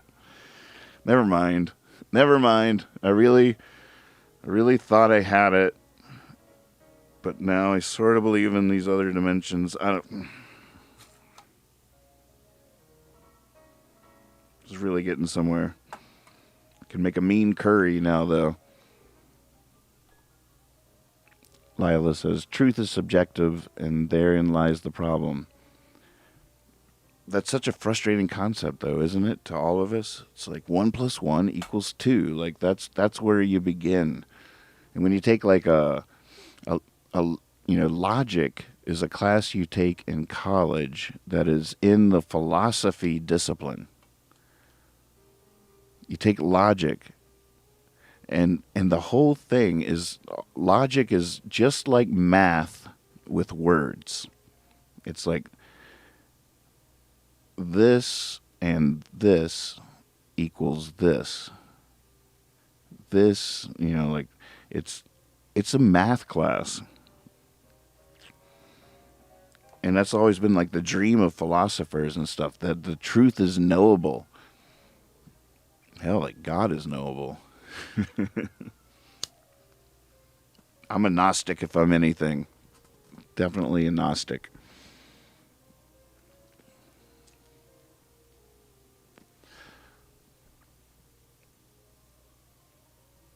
But, and there's, it's so frustrating because you just have to define, like, what truth are we talking about? Because all this stuff around me is the product of, this saxophone is made that way because it works. It is true that if you hit that, it's a C. It's true that if you don't play the right embouchure, it's going to squeak and squawk. But it's, it's just, there's a truth to it. It's a saxophone. It's people figuring out they have a goal. They want to achieve the goal. They need to use their mind to come up with a way to achieve the goal. And if the way they come up with will achieve the goal, it's true. It's just not going to not be true. And in fact, you would think that if a bunch of rational people all shared the same goal and the same information, they would arrive at the same conclusions. I want to get to the top of the roof. Well, I've come up with this ladder. I came up with this ladder. I came up with this ladder. Well, I came up with this ladder. I came up with this rope pulley system. That's too much. I'll take the ladder.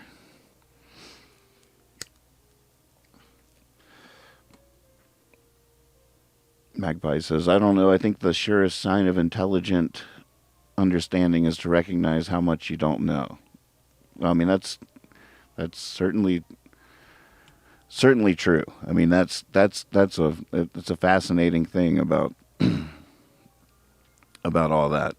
Definitely, just the deeper dive you do into any subject or topic, you're going to soon realize the vastness of it all, especially if before that you just had sort of a glancing view of that. As soon as you really try to get in there, you're just like, whoa. There's so much I don't know. So much I'll never know. It's frustrating. Oh, God. If I don't sleep.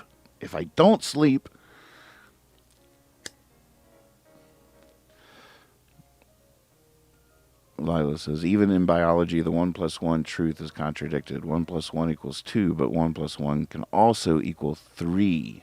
See, I believe that.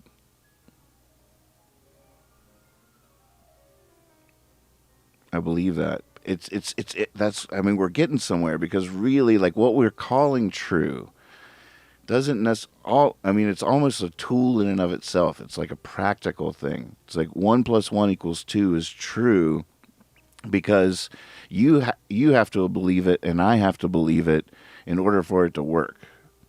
So it's like a utility. That's like something that is true is like us. All right, 1 + 1 is 2, okay? Okay, now we can carry on and do a bunch more math. But if we stop right there, if we're just like, no, 1 + 1 doesn't equal 2, it equals 3, then, we're stuck. We can't progress. We can't evolve past that disagreement. Not together. So I feel like that in a lot of ways, that like what we're calling true is something we feel like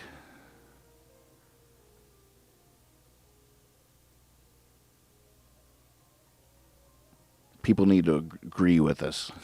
Like it's a contract.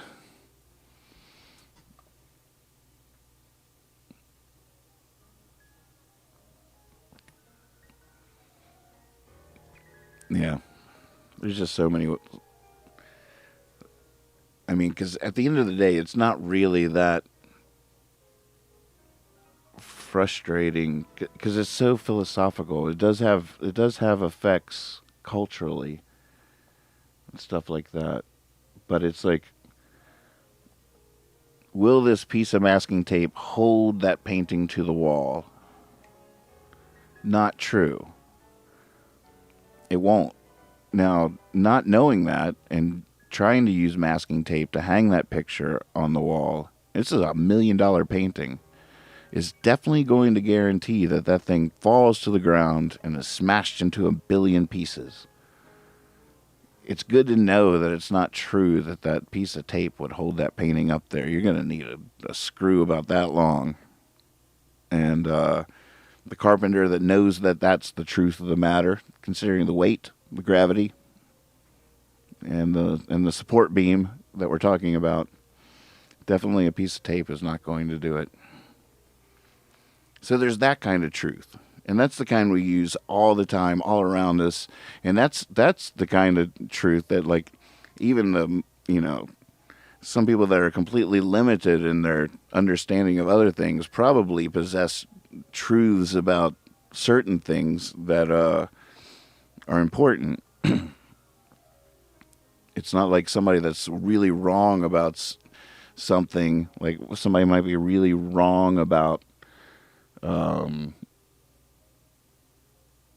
science or something, but can make a really mean pizza. They know the trick. They'll tell you.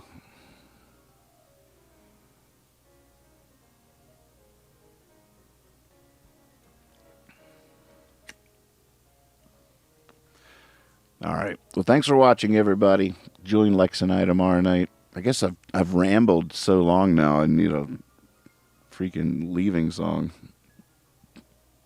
That was fun. Good talk. I think we figured it out. Now we know what the truth is. Now we can grow on.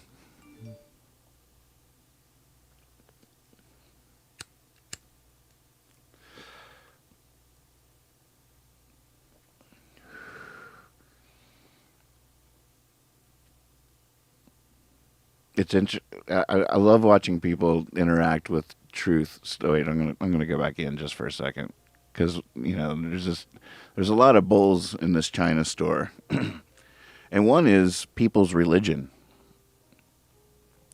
Mormons.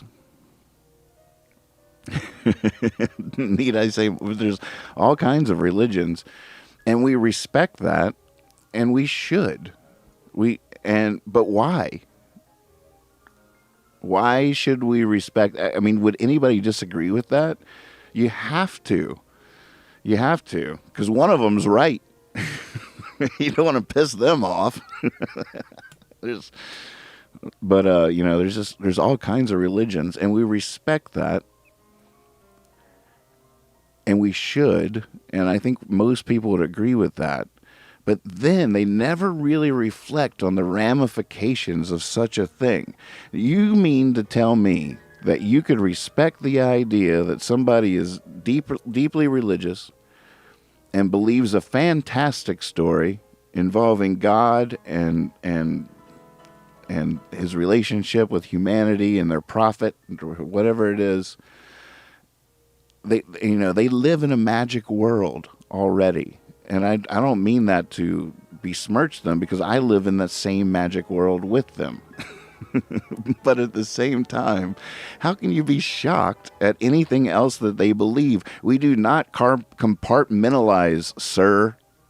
That is not how any of this works.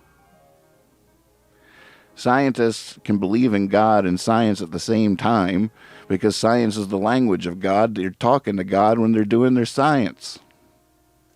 God put them here to figure out this riddle, this truth. And they shall.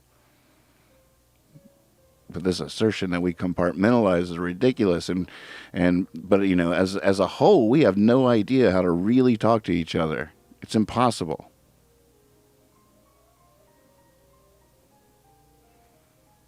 But we shouldn't be discouraged by that.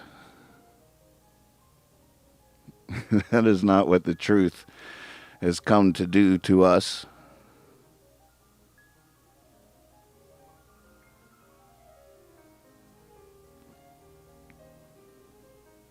Be silly. Be honest. And always trust your cape. Here's your poem. Can I get away with that? Can I sneak out of here now without a leaving song? I'm glad we went back in, though. I feel like I got to where I was trying to go the whole time. Many scientists think believing in God is misled and problematic thinking. Oh, that was absolutely.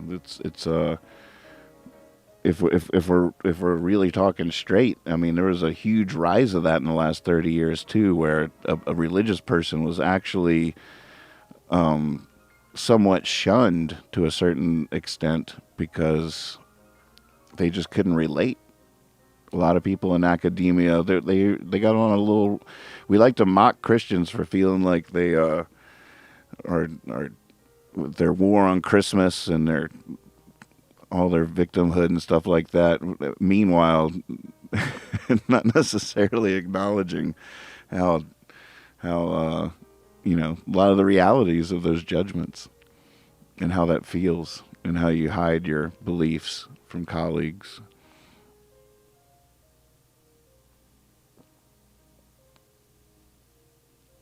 And I mean, it's interesting stuff. You can see why naturally it would happen that a scientist, especially in this transformative day and age, I mean, most of 100 years ago, you didn't really have that. Very few people didn't believe. You just didn't. That wasn't an option. That option was fought and won for people. But always like the first generation to experience these new realities, just just don't know how to navigate it yet.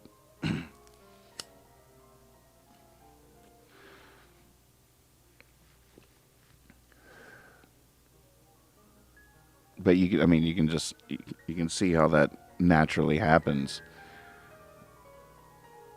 It was part of their personal awakening that, I mean, they all probably left the church when they were young because they're still that close of a generation.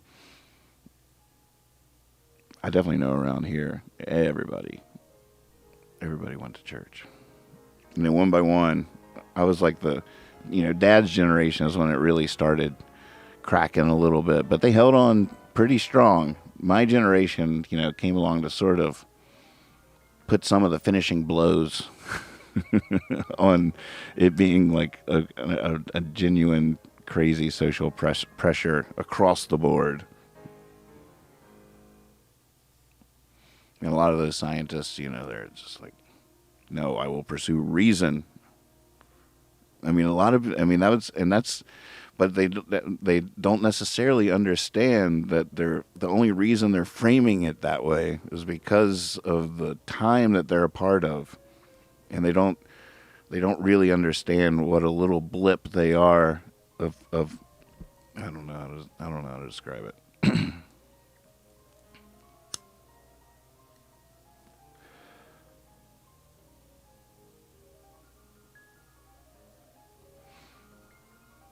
Is Scientology the safe religion to mock? Mormons is close. I was kind of close there. Mormons are interesting. It's just proof that a vibrant, huge, successful religion can be birthed in the modern age. That was not very long ago, and Scientology is proof yet again that they can take many forms.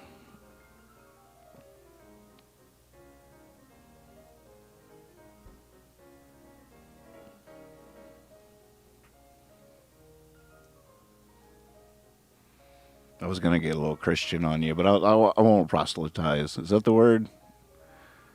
Oh, you were, Magpie? I didn't realize that. I don't think.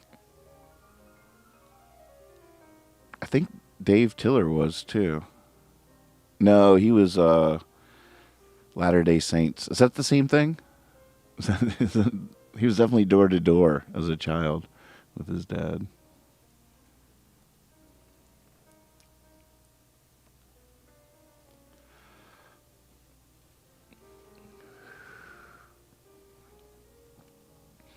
But with all the, I can even entertain the idea that belief is so powerful that it can be made true, but it's in a metaphysical way almost.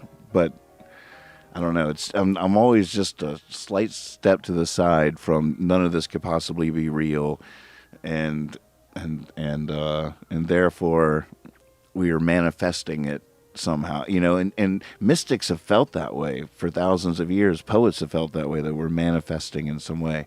And it wasn't until in like the last 100 years of like string theory and physics, physicists and stuff, that where they're like, wait, holy moly, it changes when we measure it. Like science starts proving what the mystics have been saying for thousands of years, after being mocked for like 200 years since the age of reasoning. Like, oh, well, now that we know how the stars move and how the planets move, I guess all you zealots your time is done or whatever. And they're like, no, you're just starting to talk to God. And then eventually comes around to prove it.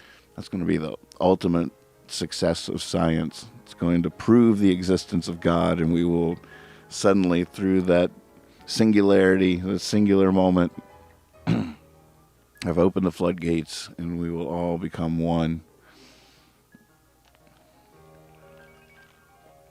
And we'll realize that everybody was right about everything the whole time.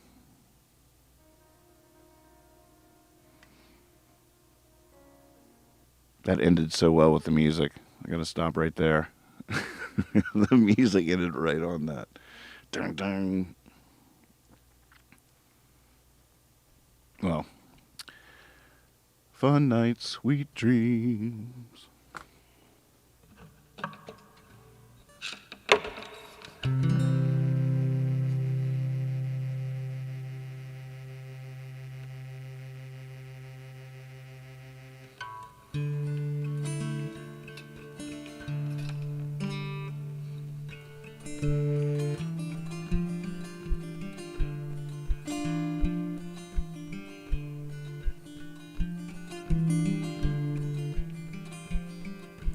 Tick-tock goes me lately. I don't want time to hate me. I just want it to slow, but it won't. I don't know. I am not my body. It's the worst part of me. I just pray when its day comes. I still got a ways to go. Oh my God, who am I talking to? Oh my God, if not you. Oh my God.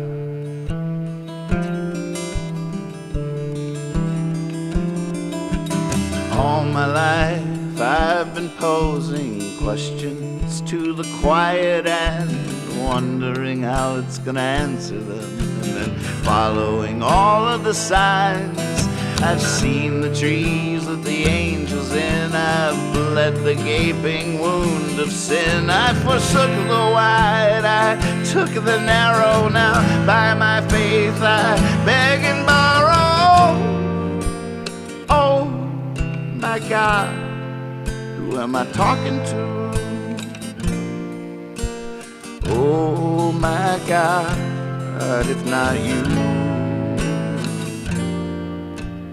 Oh my God.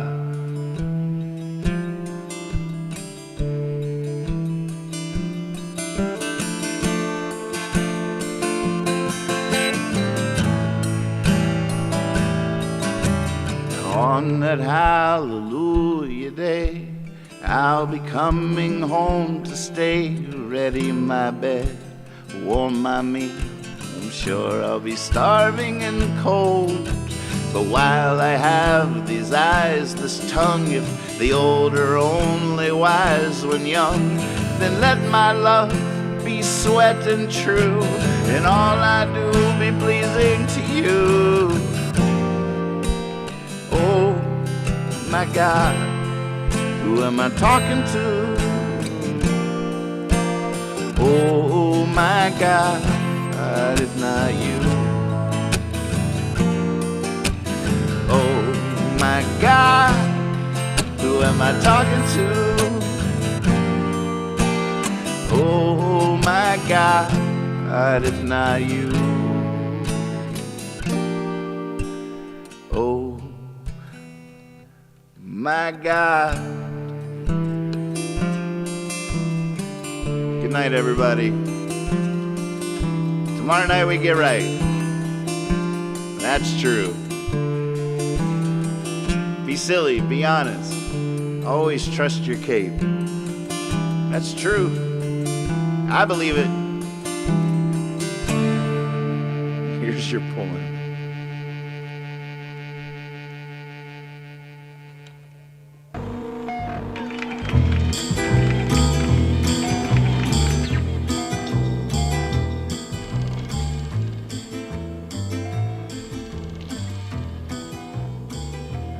The force that through the green fuse drives the flower, drives my green age, that blasts the roots of trees is my destroyer, and I am dumb to tell the crooked rose my youth is bent by the same wintry fever. The force that drives the water through the rocks drives my red blood, that dries the mouthing streams turns mine to wax, and I am dumb to mouth unto my veins how at the mountain spring the same mouth sucks. The hand that whirls the water in the pool stirs the quicksand, that ropes the blowing wind hauls my shroud sail, and I am dumb to tell the hanging man how of my clay is made the hangman's lime. The lips of time leach to the fountainhead. Love drips and gathers, but the fallen blood shall calm her sores. And I am dumb to tell a weather's wind how time has ticked a heaven round the stars. And I am dumb to tell the lover's tomb how at my sheet goes the same crooked worm.